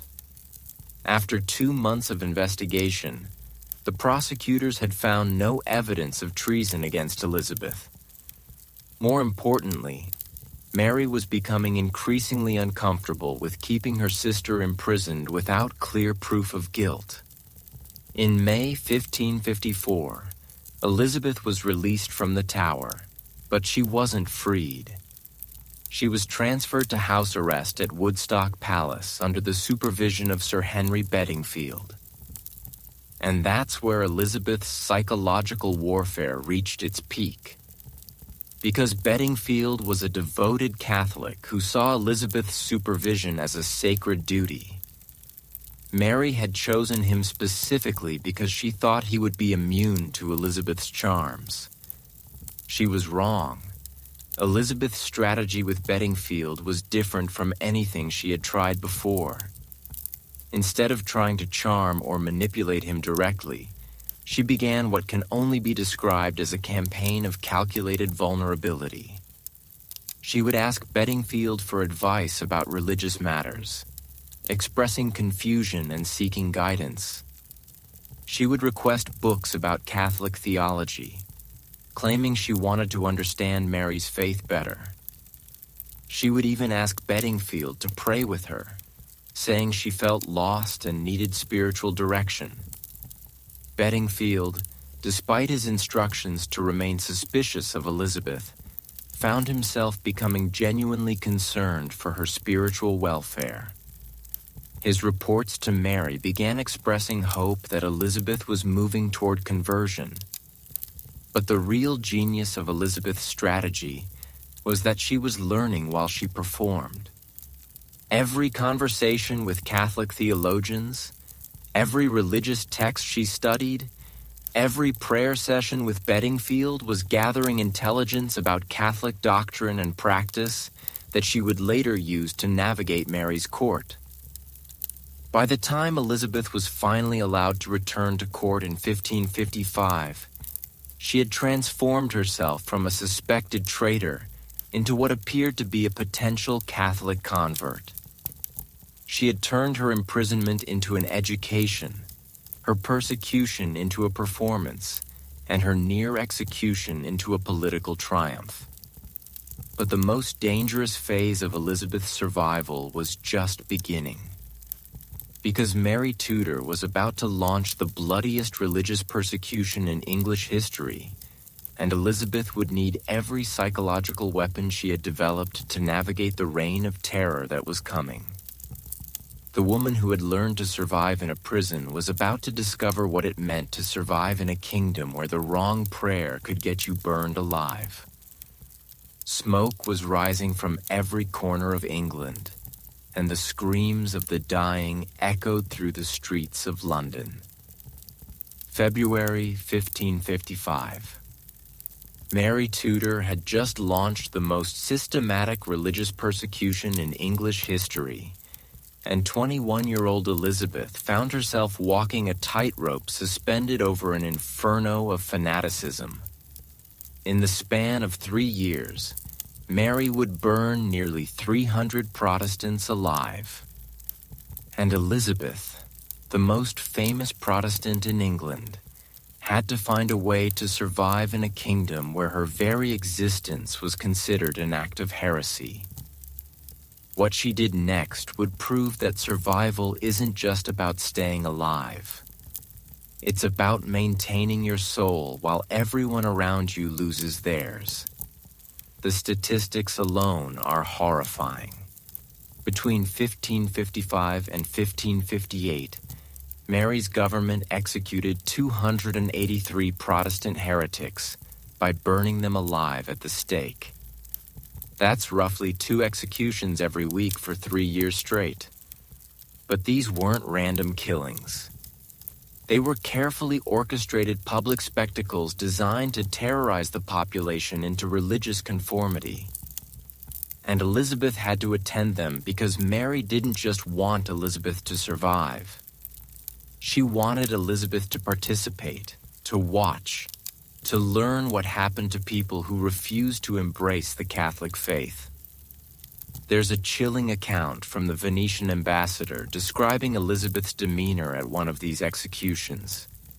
He writes, "The Lady Elizabeth stands perfectly still throughout the proceedings, her face composed, showing neither approval nor distress.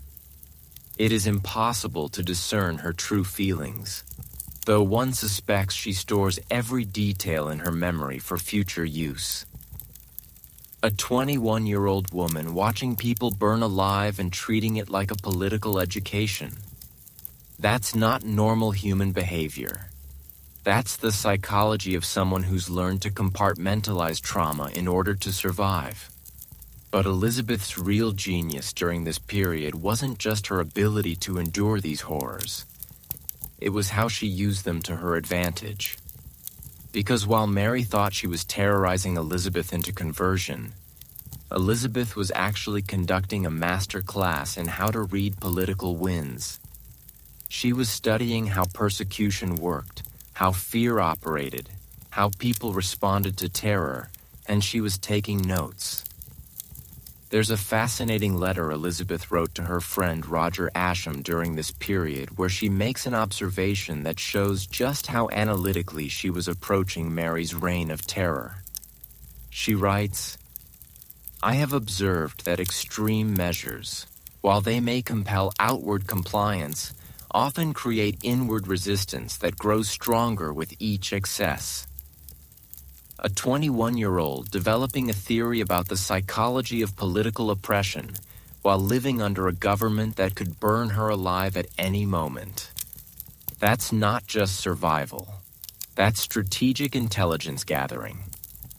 But Elizabeth's most brilliant move during the Marian persecutions was how she managed her own religious performance. Because Elizabeth understood something that most of Mary's victims didn't. Martyrdom might be noble, but it was also stupid if you had other options. So instead of openly defying Mary's religious demands, Elizabeth began what can only be described as the most sophisticated theological performance in Tudor history. She started attending Mass regularly, but not enthusiastically. She would arrive precisely on time, participate in all the required rituals, but do so with what observers described as dutiful resignation rather than joyful devotion. The Spanish ambassador Simon Renard wrote extensively about Elizabeth's behavior during this period, and his reports reveal someone who was threading an incredibly narrow psychological needle.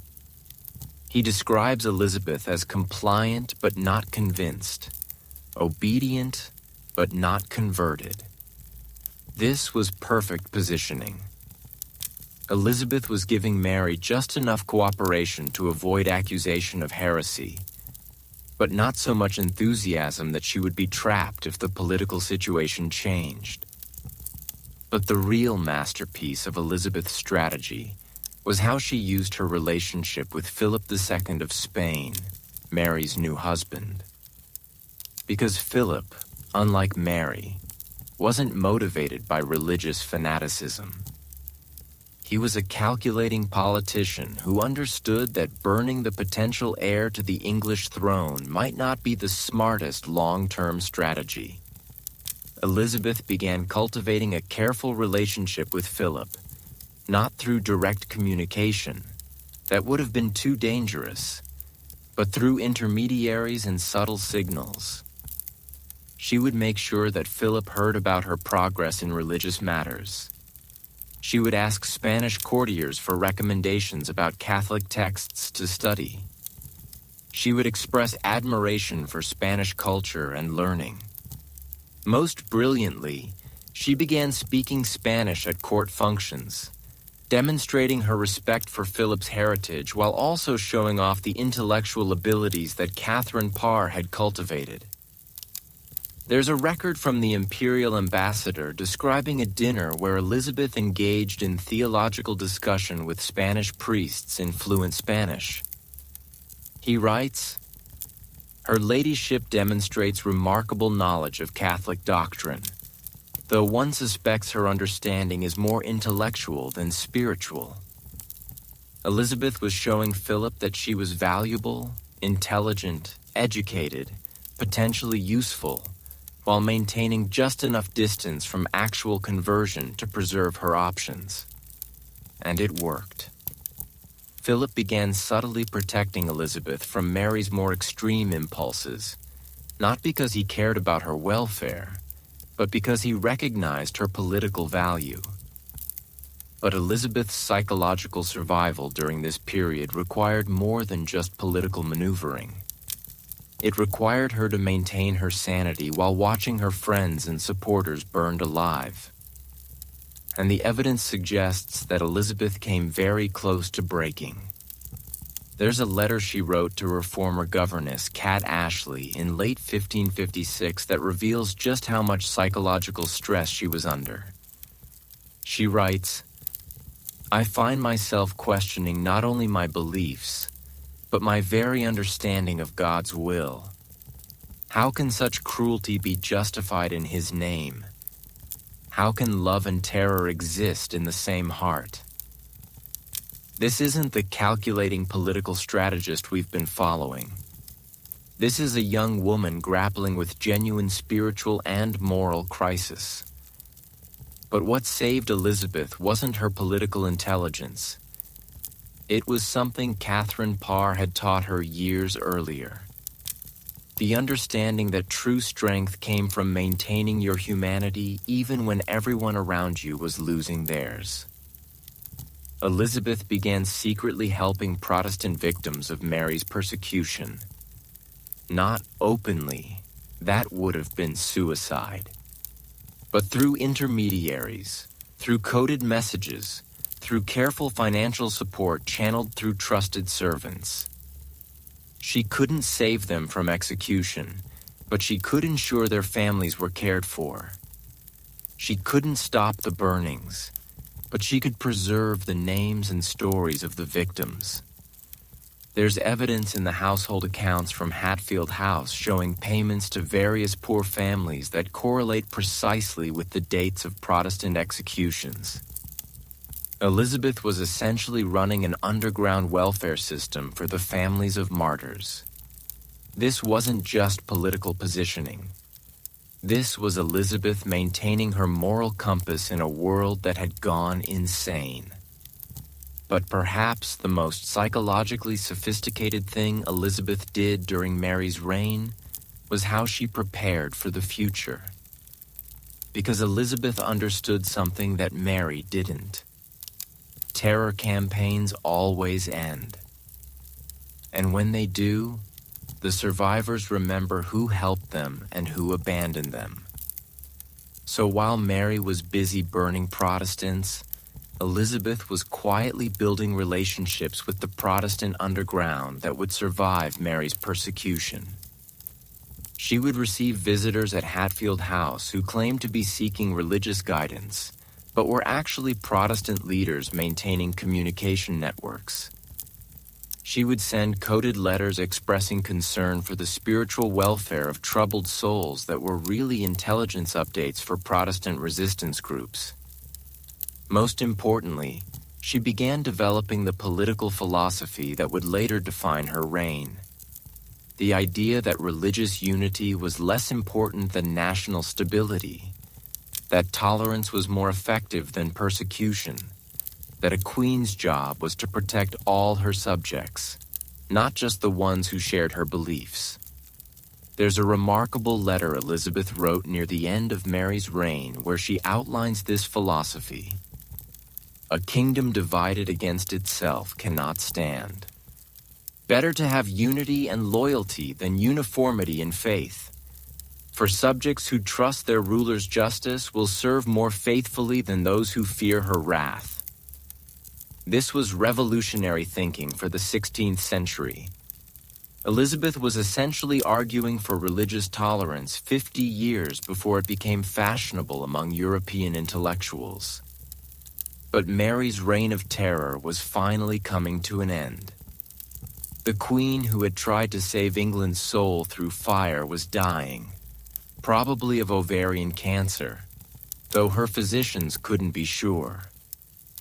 And as Mary weakened, Elizabeth prepared for the moment that would change everything. Because when Mary Tudor died, Elizabeth wouldn't just inherit a crown.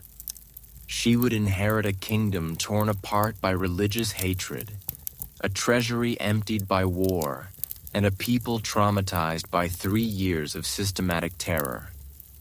The broken child who'd learned to survive in the shadows was about to discover what it meant to rule in the light. The bells were ringing across London, but this time they weren't announcing another execution. November 17th, 1558. Mary Tudor was dead, and 25-year-old Elizabeth Tudor was about to inherit the most poisoned chalice in European politics, the crown of England. But here's what's absolutely incredible about this moment. While most new monarchs would be terrified by the challenges facing them, Elizabeth had been preparing for exactly this scenario her entire life. Every trauma, every betrayal, every near-death experience had been training for what happened next. And what happened next would prove that sometimes the most broken people make the strongest leaders. The England Elizabeth inherited was an absolute disaster. The royal treasury was bankrupt. Mary had spent everything on her religious persecutions and her disastrous war with France. The country was divided along religious lines so bitter that neighbors were literally burning neighbors alive.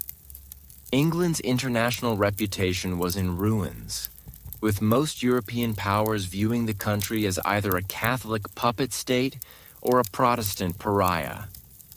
And oh, by the way, Elizabeth was still legally illegitimate in the eyes of many, still unmarried with no heirs, and still the target of multiple assassination plots. Most people would have looked at the situation and run screaming. Elizabeth looked at it and saw opportunity because Elizabeth understood something that most politicians don't. Chaos creates possibility. When everything is broken, you have the freedom to rebuild it according to your own vision. And Elizabeth's vision was revolutionary. Her coronation on January 15, 1559, was the first clue that something unprecedented was happening. Instead of the traditional solemn religious ceremony, Elizabeth turned her coronation into a carefully choreographed piece of political theater designed to send messages to multiple audiences simultaneously. The ceremony itself was Protestant, which satisfied her Protestant supporters. But Elizabeth invited Catholic nobles to attend and made sure they were treated with respect, which signaled that she wasn't planning a vindictive persecution of Catholics. Most brilliantly, Elizabeth designed her coronation procession through London to be a massive public relations event. She stopped to speak with common people, accepted flowers from children, and even paused to listen to a choir of school children sing her praises. The Venetian ambassador wrote that Her Majesty conducts herself not as a distant sovereign, but as one who genuinely delights in her people's affection. Elizabeth was establishing a new model of monarchy, one based on popular appeal rather than just divine right.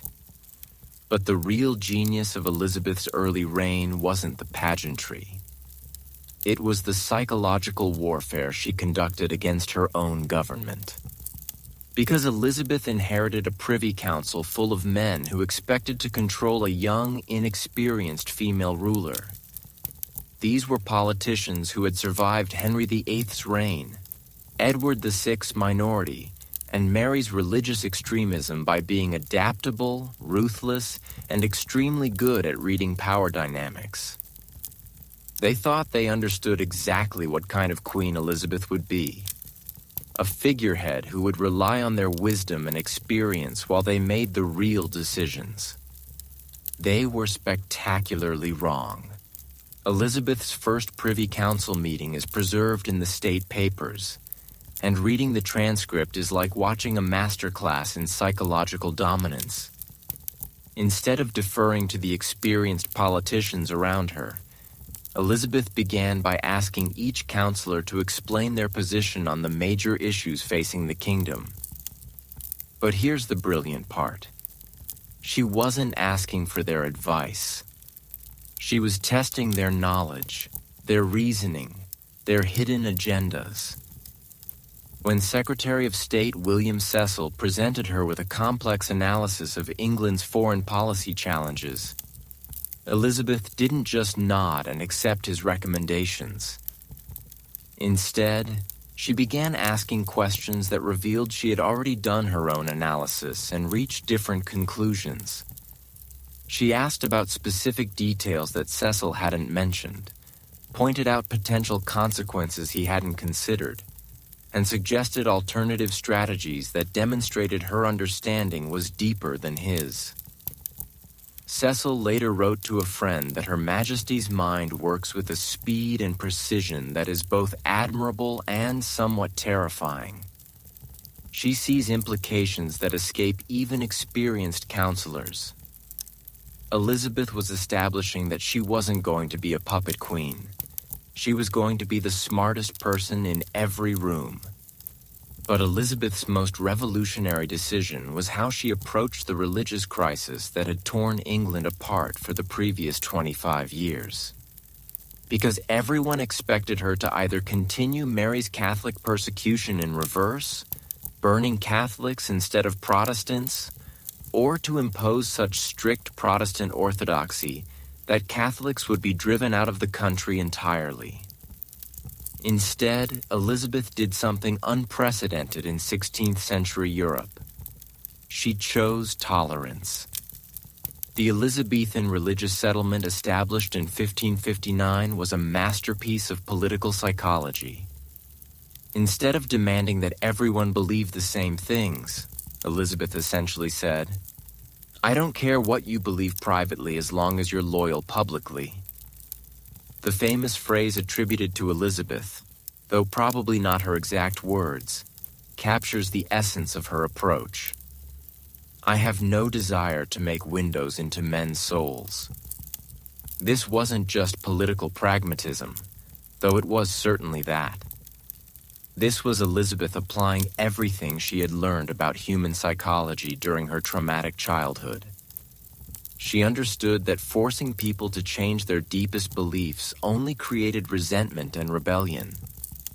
She knew that giving people the freedom to maintain their private convictions while requiring public conformity was much more effective than trying to control their thoughts. And the results were immediate and dramatic. Instead of the religious wars that were tearing apart France and Germany, England began to experience something unprecedented: religious peace. But Elizabeth's psychological genius really showed in how she handled the marriage question that dominated the first decade of her reign. Because everyone, and I mean everyone, assumed that Elizabeth would marry quickly and produce heirs to secure the succession. The Privy Council presented her with potential husbands. Foreign ambassadors arrived with marriage proposals from their kings. Parliament literally begged her to choose a husband. Elizabeth's response was to turn the marriage negotiation into the most sophisticated diplomatic tool in European history. Instead of refusing marriage outright, which would have ended the diplomatic value, Elizabeth began entertaining multiple suitors simultaneously. She would negotiate seriously with the Archduke Charles of Austria, while also considering proposals from King Erik XIII of Sweden, and maintaining a flirtation with Robert Dudley, her childhood friend. Each negotiation gave England diplomatic leverage with different European powers. The possibility of an Austrian marriage gave her influence with the Holy Roman Empire. The Swedish option provided a counterweight to French power. The Dudley romance kept her domestic nobility invested in her decisions. Most brilliantly, Elizabeth used these marriage negotiations to buy time while she consolidated her power and proved that she could rule effectively as an unmarried woman. There's this incredible letter from the French ambassador describing his frustration with trying to pin Elizabeth down on marriage. He writes, "Her Majesty speaks of marriage as though it were the most important decision of her life. Yet somehow every negotiation ends with new conditions that must be considered, new complications that must be resolved." Elizabeth was essentially running a con game on the entire European diplomatic establishment, and they fell for it completely. But perhaps the most psychologically sophisticated thing Elizabeth did during her early reign was how she transformed her greatest weakness, being an unmarried female ruler in a patriarchal society, into her greatest strength. Instead of apologizing for her gender or trying to act like a man, Elizabeth began cultivating what historians call the cult of the Virgin Queen. She positioned herself as married to England, with her subjects as her children. This wasn't just rhetoric. It was revolutionary political psychology. Elizabeth was creating a new model of female power that didn't depend on masculine authority or sexual relationships. She began appearing in public wearing white gowns that emphasized her virginity, carrying symbols of purity and wisdom. Her portraits from this period show her holding books, globes, and other symbols of learning and authority. Most importantly, she began speaking about her relationship with England in terms that were both maternal and mystical. In one famous speech to Parliament, she said, "Though God has raised me high, yet this I count the glory of my crown, that I have reigned with your loves."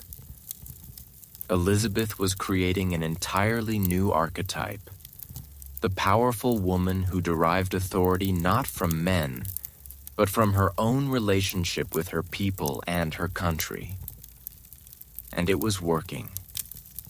By 1560, just 2 years into her reign, Elizabeth had stabilized England's finances, ended the religious persecutions, established diplomatic relationships across Europe, and begun what would become the English Renaissance. But Elizabeth's greatest challenge was still ahead. Because while she'd been building her domestic power and international reputation, the most dangerous woman in Europe had been plotting her destruction. Mary, Queen of Scots, was about to return from France with a claim to Elizabeth's throne and the backing of Catholic Europe. The survival skills Elizabeth had learned as a child were about to be tested against an enemy who was everything she wasn't: legitimate, beautiful, and absolutely ruthless in her ambitions. Chess masters know that the most dangerous opponent isn't the one who attacks you directly. It's the one who forces you to destroy yourself. August 1561. Mary, Queen of Scots, had just returned from France, and Elizabeth Tudor was about to face the most psychologically complex challenge of her reign. Because Mary wasn't just another political rival. She was everything Elizabeth wasn't supposed to be. Legitimately born, classically beautiful, raised as a queen from birth, and backed by the most powerful Catholic nations in Europe. Mary was also Elizabeth's cousin, which meant their conflict would be both personal and political. And here's the terrifying part. Mary actually had a better legal claim to the English throne than Elizabeth did. But what Mary didn't understand was that she was about to enter a psychological chess match with someone who'd been playing survival games since she was 2 years old.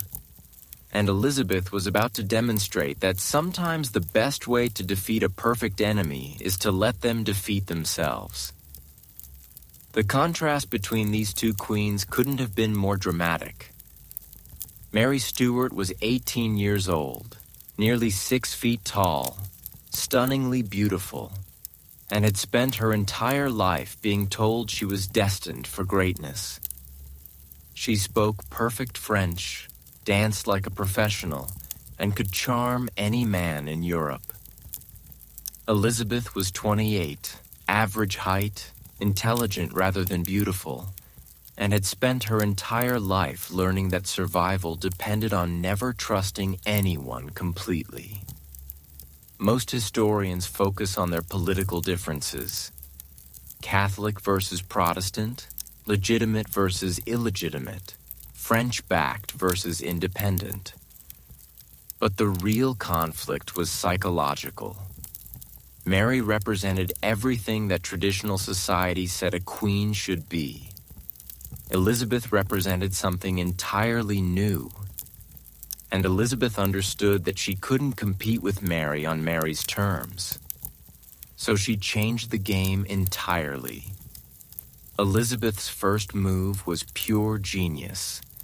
Instead of treating Mary as an enemy, she began corresponding with her as a beloved cousin. The letters between Elizabeth and Mary from 1561 to 1563 are preserved in the British Library, and they are masterpieces of diplomatic manipulation disguised as family affection.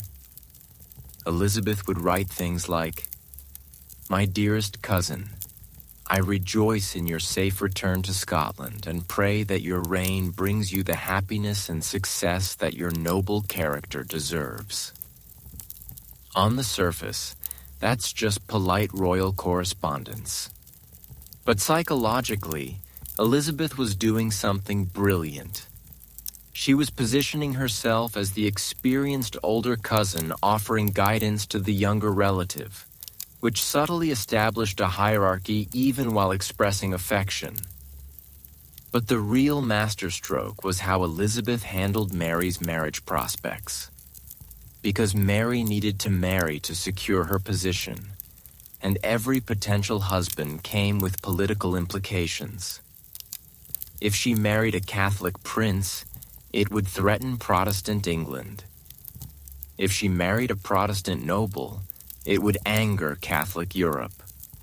If she married a powerful foreign king, it would make Scotland a puppet state. Elizabeth offered to help Mary choose a husband, and her suggestion was absolutely diabolical.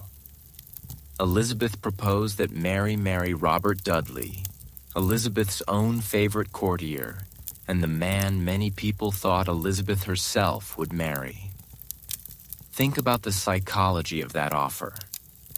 Elizabeth was essentially saying, "Here, cousin, you can have the man I love most in the world because your happiness is more important to me than my own."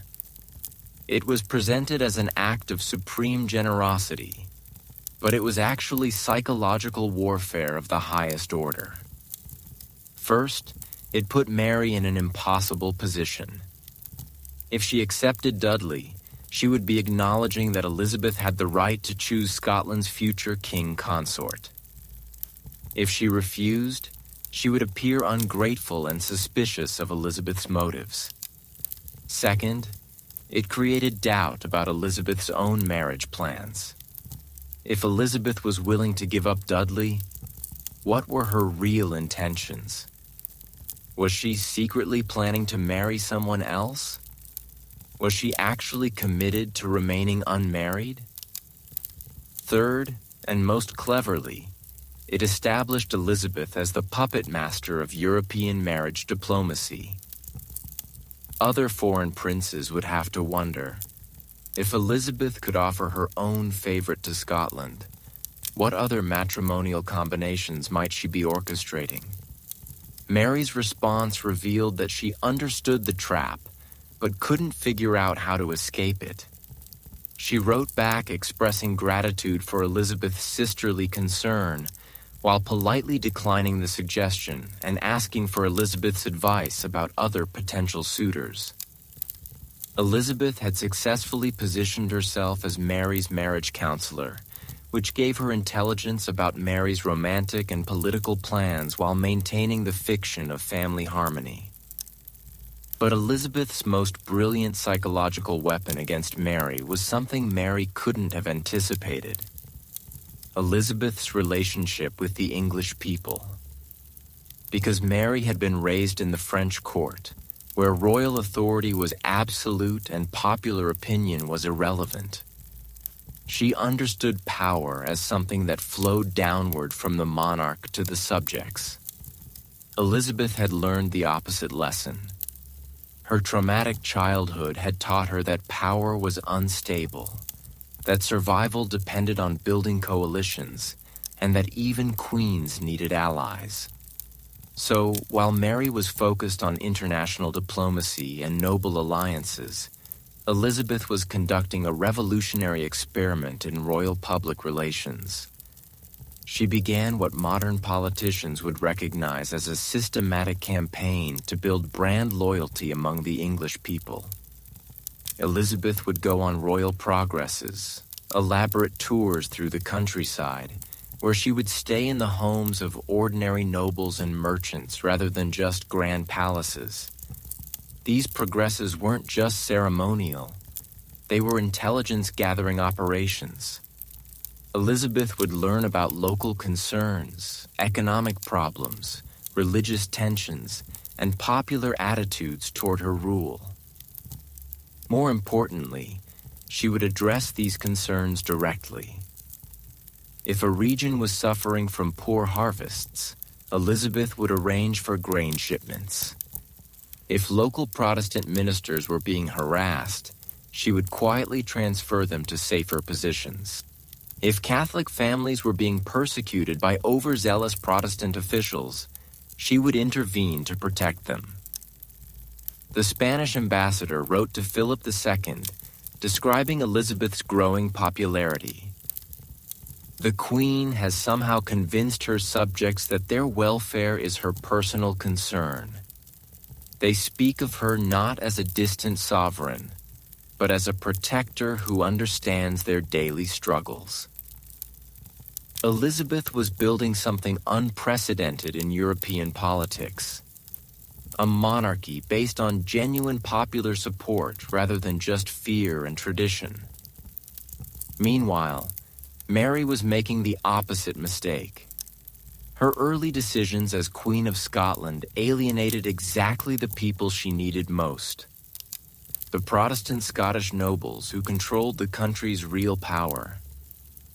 Mary insisted on hearing Catholic Mass in her private chapel, which wasn't technically illegal, but sent a clear signal about her religious preferences. She filled her court with French advisors rather than Scottish ones.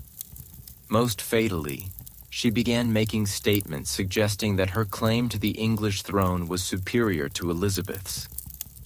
These weren't necessarily wrong decisions from a legal or religious perspective, but they were psychological disasters that played directly into Elizabeth's hands.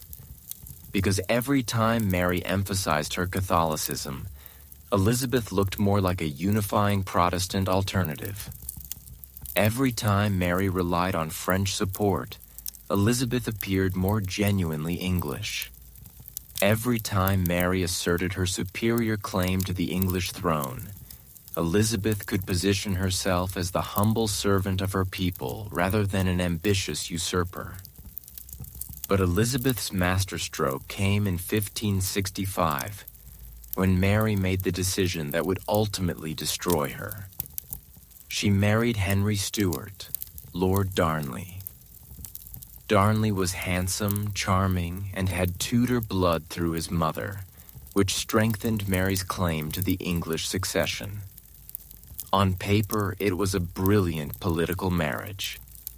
In reality, it was psychological suicide because Darnley was also vain, jealous, alcoholic, and probably mentally unstable. Within months of the marriage, he was demanding to be named King of Scotland rather than just Mary's consort. He was alienating Scottish nobles with his arrogance. Most dangerously, he was becoming violently jealous of Mary's secretary and rumored lover, David Rizzio. Elizabeth watched this disaster unfold with what can only be described as professional appreciation. She sent Mary congratulations on her marriage while privately expressing concern to Scottish nobles about Darnley's unfortunate temperament. She was essentially providing psychological support to Mary's enemies while maintaining the appearance of family loyalty. The trap was set. Mary was married to a man who was destroying her political position while strengthening Elizabeth's claim to represent stability and wisdom. And then, on March 9, 1566, the psychological warfare became literal warfare when Darnley and his conspirators brutally murdered David Rizzio in front of the pregnant Mary. What happened next would prove that Elizabeth had been playing a much longer game than anyone realized. And Mary, Queen of Scots, was about to discover that the cousin who had seemed so supportive was actually her most dangerous enemy. Blood was about to flow in the most spectacular royal scandal of the 16th century, and Elizabeth Tudor had a front-row seat to watch her rival destroy herself. February 10th, 1567. Lord Darnley, Mary Queen of Scots' husband, was murdered in an explosion that could be heard across Edinburgh. But here's what makes this moment absolutely extraordinary. Elizabeth had been quietly orchestrating the conditions that would lead to this disaster for over 2 years, without ever directly plotting against Mary. Elizabeth had created a psychological environment where Mary's self-destruction was almost inevitable. And what happened next would prove that the most dangerous enemies aren't the ones who attack you. They're the ones who help you defeat yourself. The murder of Lord Darnley wasn't just a political assassination. It was the culmination of one of the most sophisticated psychological manipulation campaigns in history. And Elizabeth's fingerprints were all over it, even though she never gave a single direct order. Here's how diabolical Elizabeth's strategy really was. Instead of trying to destroy Mary through military force or diplomatic pressure, Elizabeth had identified Mary's greatest weakness: her need to be loved and her terrible judgment about men. So, Elizabeth began what can only be described as a systematic campaign to surround Mary with exactly the wrong kind of people. Take James Hepburn, Earl of Bothwell, the man who would ultimately destroy Mary's reputation forever. Bothwell was charming, ambitious, ruthless, and completely immoral. He was also exactly the kind of dangerous man that Mary found irresistible. And how did Bothwell rise to power in Mary's court? Through a series of Elizabeth's innocent diplomatic interventions.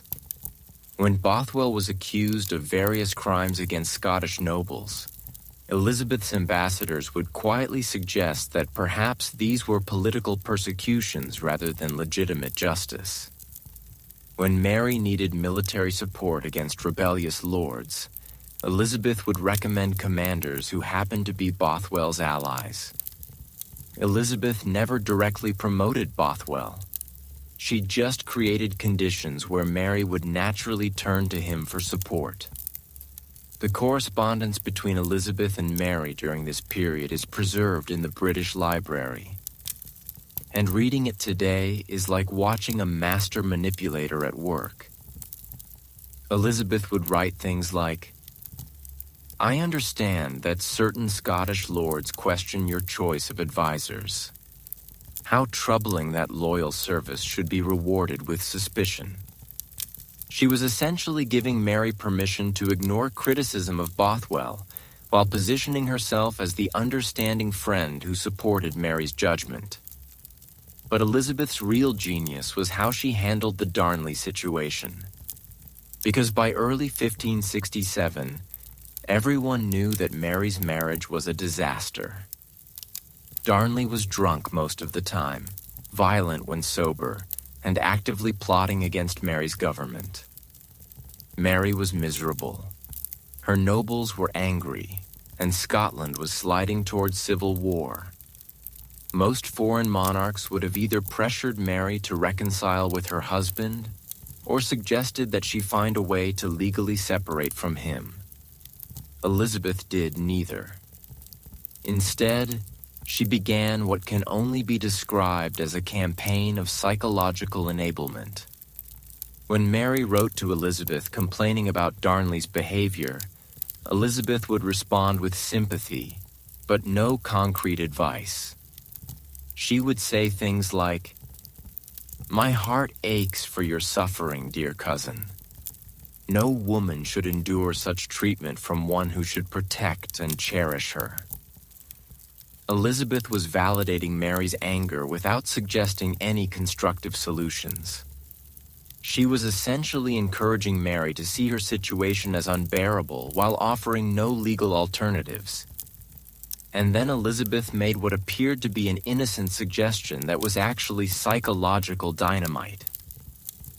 In a letter dated January 1567, Elizabeth wrote to Mary, "Perhaps if Lord Darnley were to travel abroad for his health, the distance might provide clarity for you both. I have heard that the climate in Italy is excellent for those suffering from various ailments. On the surface, this looks like Elizabeth suggesting a temporary separation. But psychologically, she was planting the idea that Darnley's permanent absence might solve Mary's problems. Mary, desperate and increasingly unstable, began to see elimination rather than separation as her only option. But here's the most chilling part of Elizabeth's strategy. She made sure she had plausible deniability for everything that followed. When Darnley was murdered in that spectacular explosion at Kirkfield, Elizabeth immediately sent letters to Mary expressing shock and offering assistance in finding the perpetrators. She wrote, "I am horrified by this terrible crime against your person and your realm. Please know that England stands ready to assist in bringing these villains to justice." Elizabeth was positioning herself as Mary's protector while everyone else was positioning themselves as her accusers. Because the murder of Darnley wasn't just scandalous, it was incredibly suspicious. The official story was that gunpowder stored in the house had accidentally exploded, but Darnley's body was found in the garden, apparently strangled with no burns from any explosion. More suspiciously, Mary's behavior after the murder was psychologically catastrophic. Instead of conducting a thorough investigation or maintaining appropriate mourning, she appeared in public wearing bright colors within days of becoming a widow. Worse yet, she began openly favoring Bothwell, the man everyone suspected of organizing the murder. The Scottish nobles were horrified. The common people were scandalized. International observers were aghast. And Elizabeth expressed gentle concern while privately marveling at how perfectly Mary was destroying herself. But Mary wasn't done making catastrophic decisions. 3 months after Darnley's murder, she made the choice that would end her reign forever. She married Bothwell. Not only did she marry the man suspected of murdering her previous husband, but she married him using a Protestant ceremony despite being Catholic, and she did it after Bothwell had allegedly kidnapped and raped her. It was political suicide performed in public. Elizabeth's response to news of Mary's marriage to Bothwell was a masterpiece of diplomatic manipulation. She wrote a letter to Mary that appeared to be supportive while actually being devastating. She said, "My dear cousin, while I pray that your new marriage brings you happiness, I fear that others may not understand the circumstances that led to this union. Perhaps time and patience will soften the harsh judgments of those who do not know your heart as I do." Elizabeth was essentially saying, "I still love you, but everyone else thinks you're a murderous adulteress, and I can't really blame them." The psychological impact on Mary was immediate and catastrophic. Within weeks of this letter, Scottish nobles had risen in rebellion. Mary was forced to abdicate in favor of her infant son. Bothwell fled to Denmark, where he would die in prison years later. And Mary made one final desperate gamble that played directly into Elizabeth's hands. She escaped from her Scottish captives and fled to England, throwing herself on Elizabeth's mercy and asking for help in regaining her throne. It was exactly what Elizabeth had been waiting for. because now Mary wasn't just a rival with a claim to the English throne. She was a guest, a refugee, a supplicant entirely dependent on Elizabeth's goodwill. Elizabeth could have sent Mary back to Scotland to face her enemies. She could have handed her over to the French. She could have had her quietly murdered and blamed Scottish assassins. Instead, Elizabeth did something far more psychologically sophisticated. She kept Mary as a prisoner disguised as a guest. Mary would spend the next 19 years in comfortable captivity in English country houses, writing letters to foreign princes, plotting Elizabeth's overthrow, and slowly going mad from frustration and isolation. And Elizabeth would use every one of those plots, every desperate scheme, every treasonous letter as further justification for keeping Mary locked away. The woman who had once been Elizabeth's greatest rival had become her most useful political tool. But Elizabeth's treatment of Mary would soon reveal something darker about the queen who had survived so much trauma. Because absolute power, even power gained through brilliant psychological manipulation, has a way of corrupting even the most sympathetic victims. And what Elizabeth would eventually do to Mary, Queen of Scots, would prove that sometimes the greatest monsters are created by the cruelest circumstances. Monsters aren't born. They're forged by necessity. February 8th, 1587. Elizabeth Tudor stood at the window of Greenwich Palace, watching the snow fall on the Thames, knowing that in just a few hours she would sign a death warrant that would haunt her for the rest of her life. The warrant was for Mary, Queen of Scots, the woman who'd been her prisoner, her rival, and strangely almost her friend for 19 years. And what Elizabeth was about to do would reveal the darkest truth about survival. Sometimes protecting yourself requires destroying the people you once loved. But here's what makes this moment so psychologically devastating. Elizabeth didn't want to kill Mary. In fact, she had spent nearly 2 decades trying to avoid exactly this decision. The problem was that Mary, even in captivity, had never stopped trying to murder Elizabeth. And Elizabeth's intelligence network had just uncovered a plot so dangerous, so well-funded, and so close to success that even the queen who had survived every assassination attempt since childhood finally had to admit Mary, Queen of Scots, had to die. The Babington Plot, as it came to be known, was the most sophisticated assassination conspiracy in Tudor history. And the evidence against Mary wasn't circumstantial. It was written in her own hand. Here's how completely Mary had underestimated Elizabeth's intelligence capabilities. For 19 years, Mary had been writing letters to foreign princes, Catholic conspirators, and potential rescuers. She thought these letters were being smuggled out secretly by sympathetic servants. What Mary didn't know was that every single letter had been intercepted, decoded, and copied by Elizabeth's spy master, Sir Francis Walsingham, before being allowed to reach its destination. Elizabeth had been reading Mary's mail for 2 decades. The extent of this surveillance operation is almost unbelievable by modern standards. Walsingham had recruited servants in Mary's household, bribed local postmasters, and developed a network of double agents that stretched across Europe.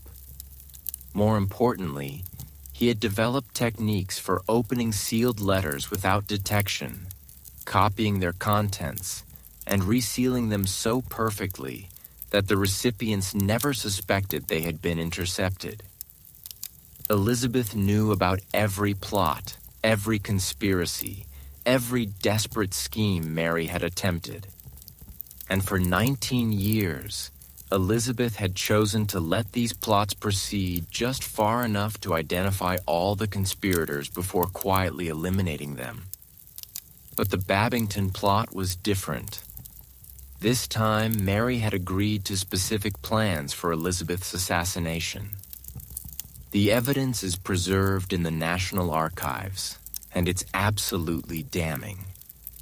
In a letter dated July 17, 1586, Mary wrote to Anthony Babington, "The affairs being thus prepared, and forces in readiness both within and without the realm, then shall it be time to set the 6 gentlemen to work."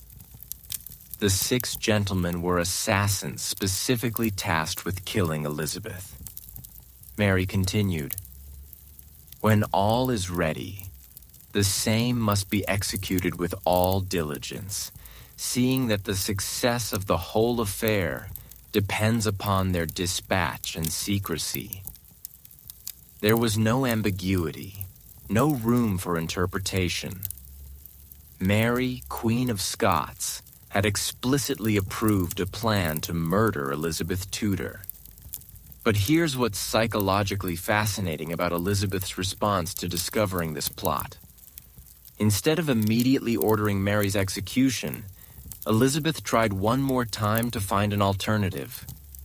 She sent commissioners to interview Mary, hoping that Mary would deny the letters or claim they'd been forged.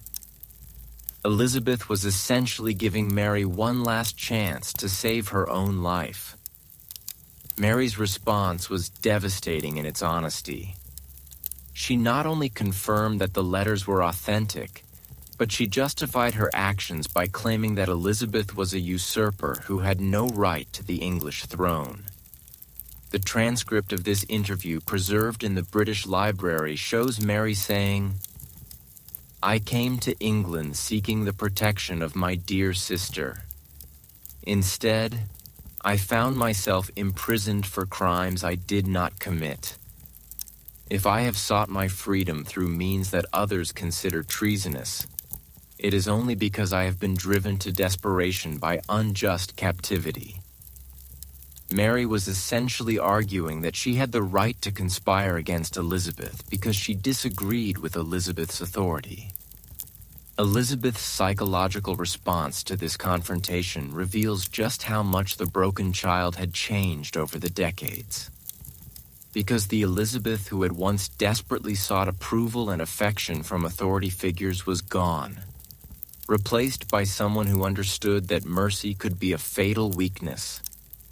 There are records of Elizabeth's private conversations with her closest advisors during this period, and they show a woman wrestling with the most difficult decision of her life. William Cecil, her longtime counselor, reported that Elizabeth said, "I find myself torn between the woman who remembers what it means to be vulnerable and the queen who knows what survival requires. Mary is my cousin, my fellow queen, my sister in suffering, but she is also my would-be murderer." Elizabeth spent weeks delaying the decision, hoping for some alternative that would protect England without requiring Mary's death.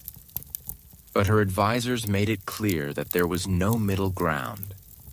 As long as Mary lived, she would be a rallying point for Catholic conspiracies. As long as Mary lived, foreign powers would have a legitimate alternative to Elizabeth. As long as she lived, Elizabeth's own life would be in constant danger. The psychological pressure Elizabeth was under during this period was enormous. Parliament was demanding Mary's execution. Her Privy Council was united in believing that Mary had to die.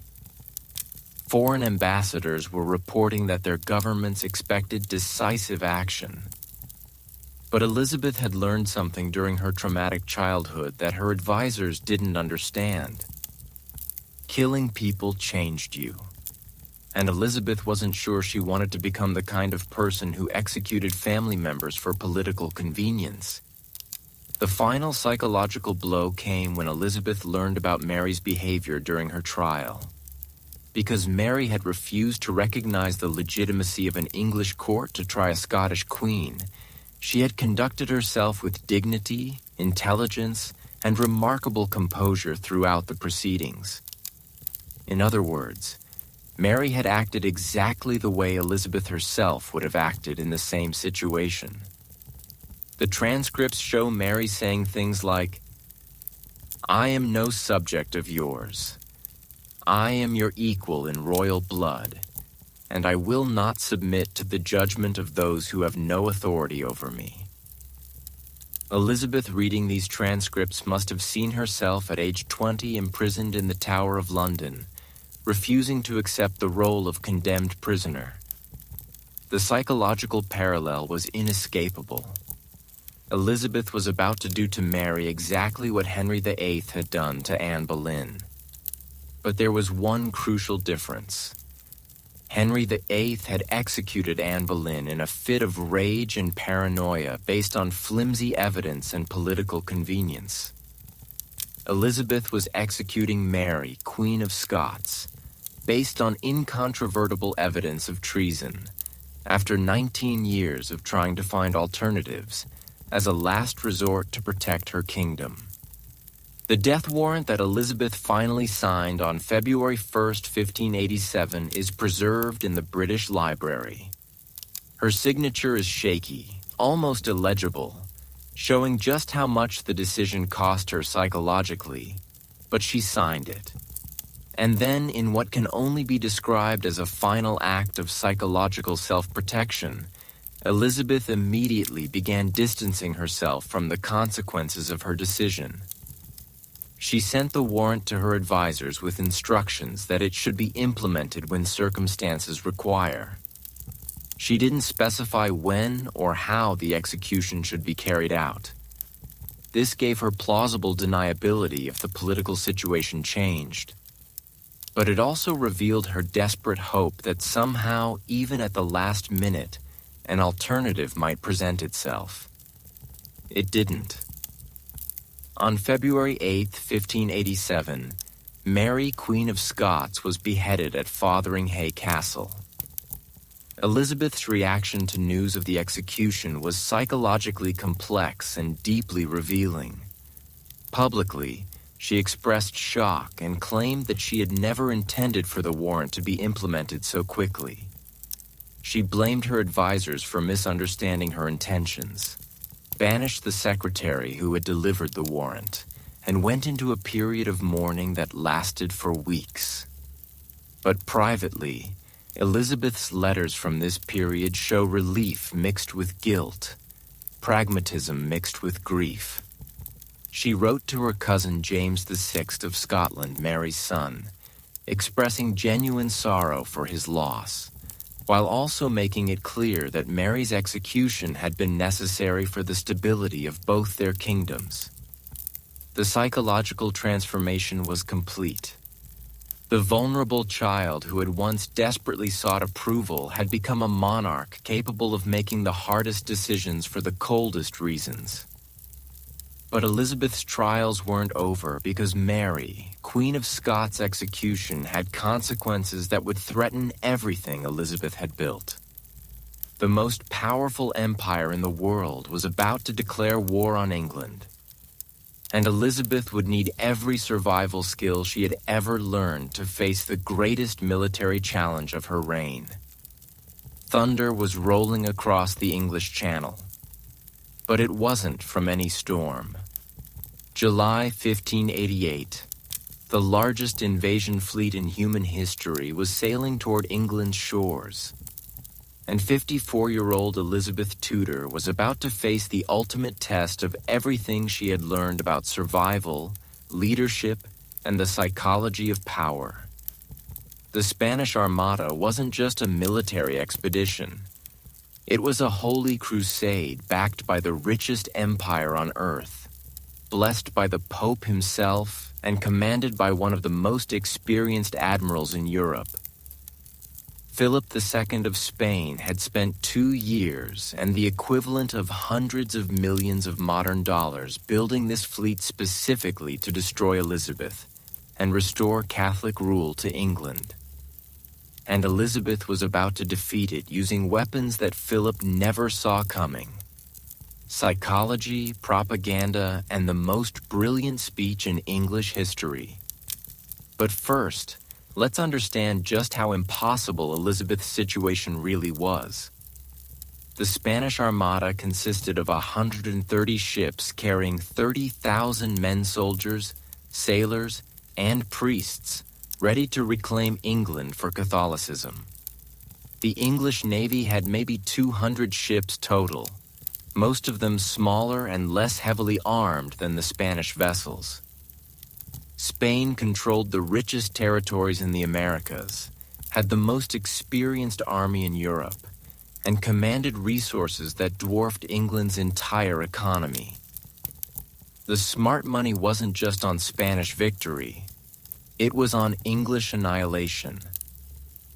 But Elizabeth had learned something during her decades of survival that Philip II never needed to understand.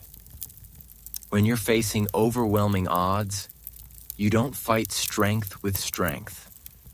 You fight strength with intelligence. And Elizabeth's first move was pure psychological genius.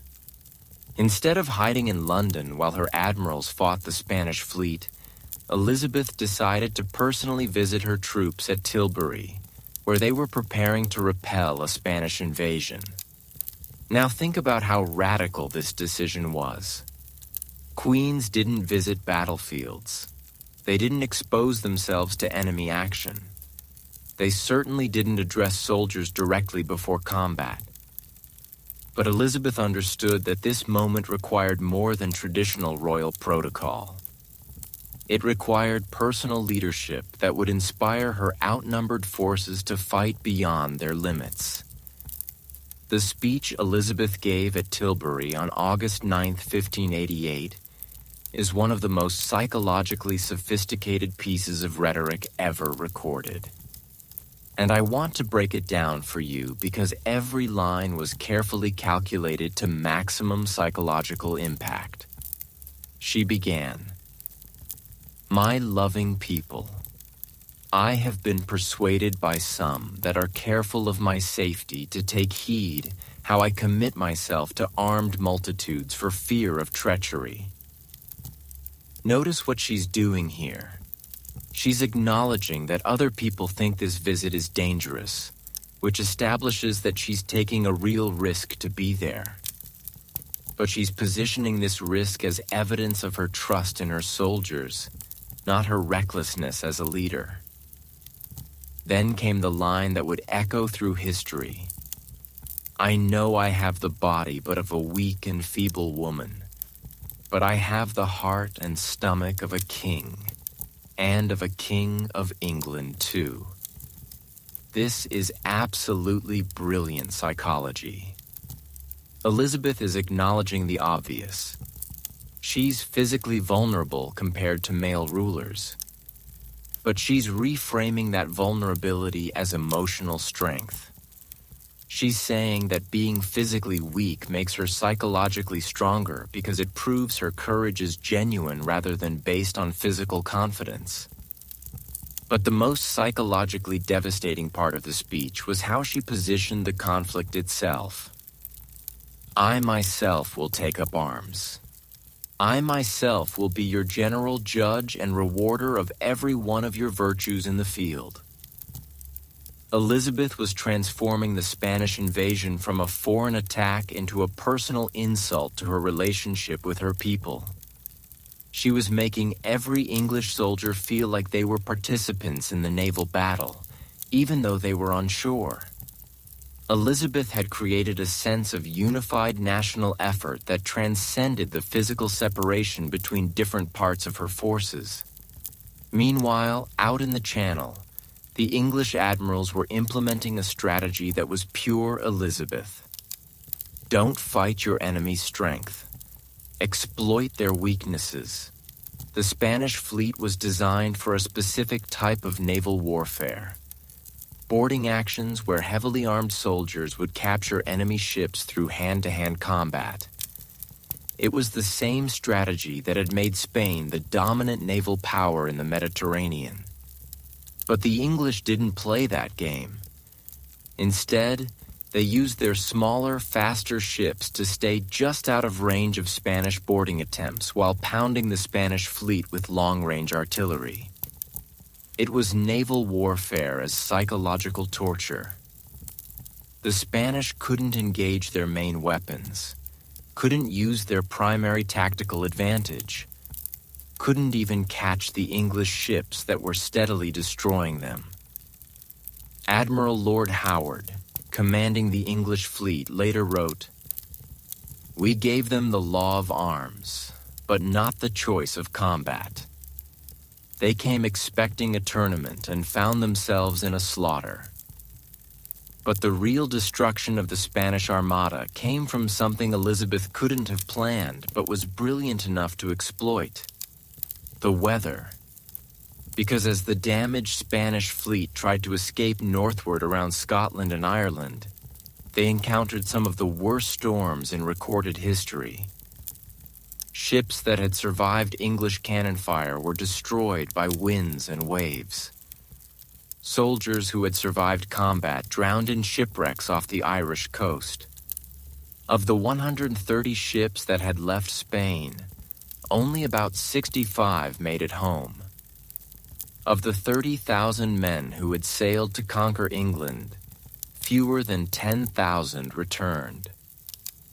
Elizabeth's response to news of the Armada's destruction was psychologically perfect. Instead of gloating over Spanish suffering or claiming divine vindication, she emphasized English courage and unity. She issued a proclamation saying, "The victory belongs not to me, but to my people who have shown that the heart of England beats stronger than the armies of empires." This wasn't just gracious, it was strategically brilliant. Elizabeth was ensuring that her subjects felt ownership of the victory, which would strengthen their loyalty to her personally and their confidence in English power.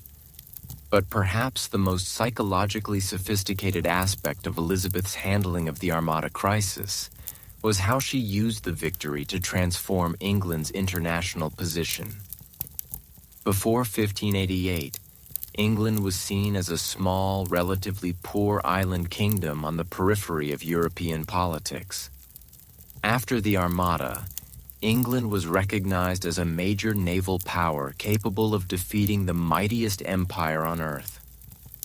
Elizabeth began leveraging this new reputation immediately. She started intervening in European conflicts, supporting Protestant forces in France and the Netherlands. She authorized privateering expeditions against Spanish shipping. She began projecting English power across the Atlantic. Most importantly, she started presenting herself not just as Queen of England, but as the Protestant champion of all Europe. There's a portrait of Elizabeth painted shortly after the Armada victory that shows her standing with her hand on a globe with scenes of the battle visible through windows behind her. The message was clear. Elizabeth Tudor was now a world historical figure, not just a national ruler. But the psychological costs of this transformation were enormous, because the woman who had learned to survive through caution and careful calculation was now being forced to make decisions that affected the fate of nations. The responsibilities were crushing. The pressures were constant, and the isolation was complete. In her private letters from this period, Elizabeth wrote, "I find that victory brings burdens unknown to those who merely survive. When you're seen as invincible, every weakness becomes a catastrophe. Every mistake becomes a disaster. The broken child who had learned to survive in the shadows had become the most powerful woman in Europe." But power, Elizabeth was discovering, came with a loneliness that even childhood trauma hadn't prepared her for.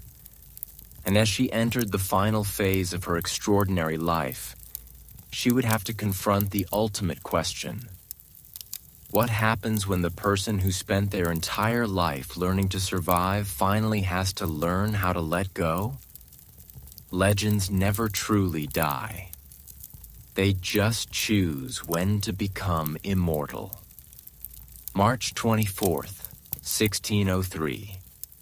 69-year-old Elizabeth Tudor lay dying in Richmond Palace, surrounded by courtiers who were already calculating their future under her successor. But the woman who had spent her entire life learning how to survive was about to teach the world one final lesson: how to leave a legacy that would outlast empires. Because Elizabeth's death wasn't just the end of a remarkable life. It was the culmination of the most extraordinary psychological transformation in human history. The broken 2-year-old who had been declared legally non-existent had become the most powerful ruler of her age. And the way she chose to die would prove that she had finally mastered the one skill that had eluded her throughout her traumatic childhood: the ability to trust.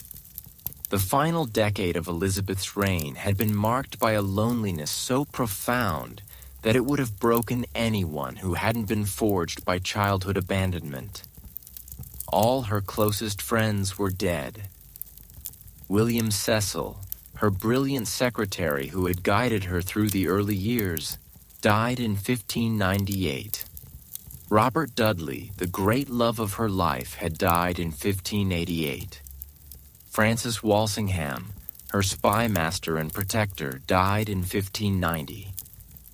But perhaps the most psychologically devastating loss was Robert Devereux, Earl of Essex, the young nobleman she had loved like a son, and then been forced to execute for treason in 1601.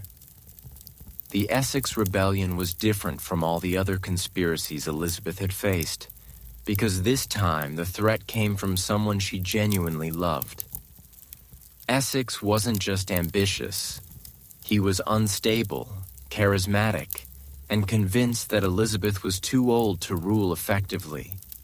When Essex stormed through London with 300 armed followers, crying that Elizabeth was surrounded by evil counselors and needed to be liberated from their influence, Elizabeth faced the most personal betrayal of her life.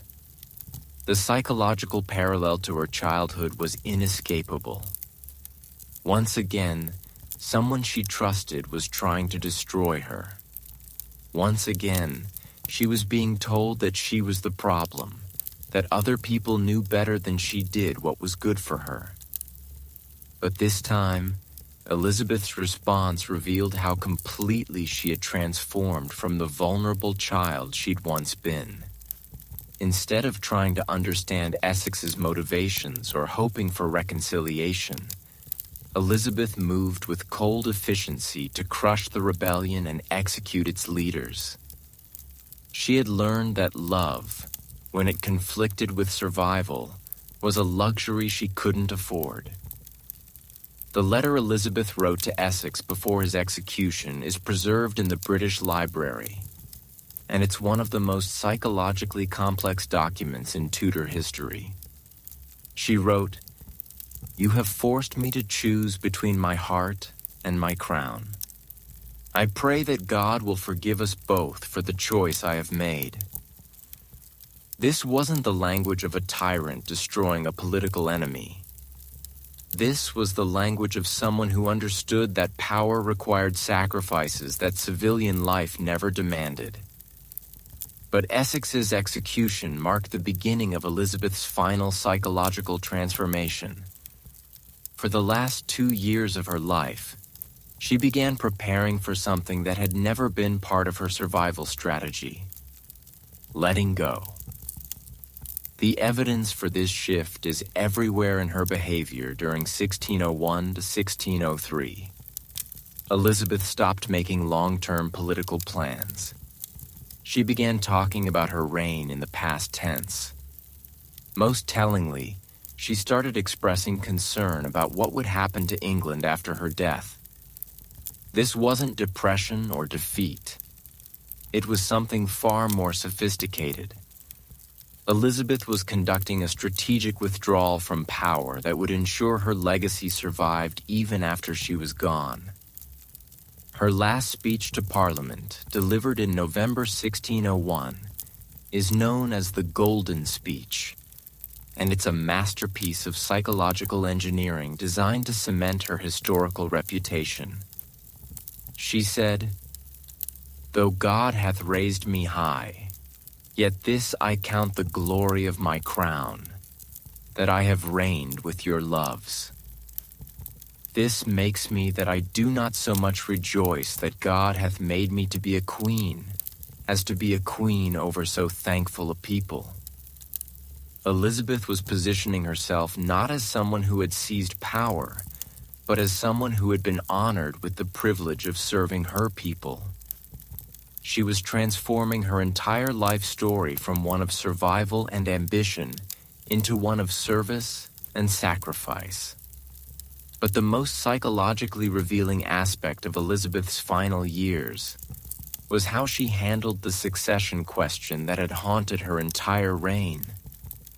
For 45 years, Elizabeth had refused to name an heir, using the uncertainty as a diplomatic weapon and maintaining the fiction that she might still marry and produce children. But in her final months, she quietly began preparing for a transition that would preserve everything she had built.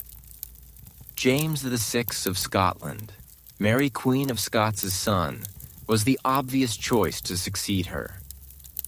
But Elizabeth's genius was in how she managed this transition without ever formally announcing it. She began corresponding with James, offering advice about ruling England and subtly indicating her approval of his eventual succession. But she did this through private letters and trusted intermediaries, never making any public commitments that might destabilize her own remaining authority. Elizabeth was conducting a seamless transfer of power that maintained stability while preserving her own agency until the very end. The final weeks of Elizabeth's life reveal a woman who had achieved something unprecedented. She had learned to control not just her life, but her death. According to contemporary accounts, Elizabeth spent her last days dictating letters, organizing her papers, and making sure that important documents were properly preserved for historians. She was curating her own legacy with the same strategic intelligence she had applied to every other challenge in her life. But perhaps the most psychologically profound aspect of Elizabeth's death was what she chose to do in her final hours. Instead of clinging to power or demanding elaborate deathbed ceremonies, Elizabeth simply let go.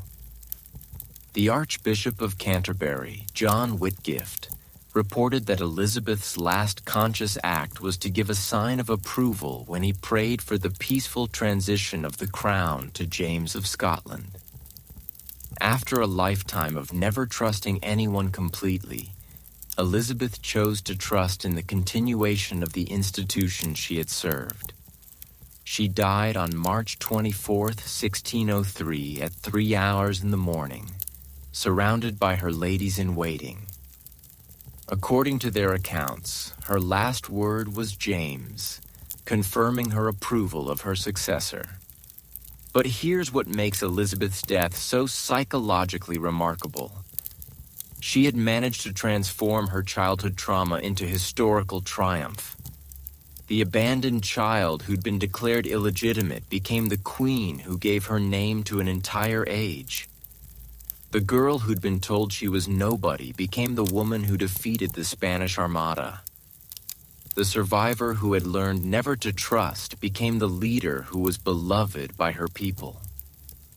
Elizabeth's reign lasted 45 years and transformed England from a small, divided, relatively poor country into a major European power with a thriving culture, a strong economy, and a sense of national identity that would last for centuries. The psychological strategy she had developed to survive childhood trauma became the leadership skills that created the foundation for the British Empire. But perhaps most importantly, Elizabeth proved that it was possible to be both strategic and genuine, both careful and courageous, both protective and loving. She showed the world that trauma doesn't have to destroy you. It can forge you into something stronger than you ever imagined possible. The broken child who should have been crushed by circumstances became the queen who changed the course of human history.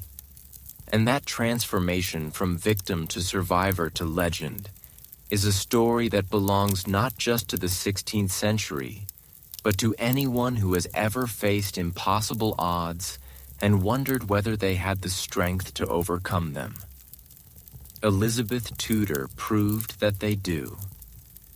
Thank you so much for staying with me through this incredible journey from broken child to immortal queen. Elizabeth's story reminds us that our greatest traumas can become our greatest strengths, and that the qualities we develop to survive our worst moments might just be the qualities that help us achieve our greatest triumphs. If Elizabeth's transformation inspired you as much as it inspired me, I'd love to hear your thoughts in the comments below. What part of her psychological journey resonated most with you? And what other historical figures would you like to explore through this lens of trauma, survival, and ultimate triumph? Don't forget to subscribe for more deep dives into the hidden psychology behind history's most fascinating figures. Until next time, remember that your past doesn't define your future, but the strength you build surviving your past just might define your legacy. Sleep well and sweet dreams.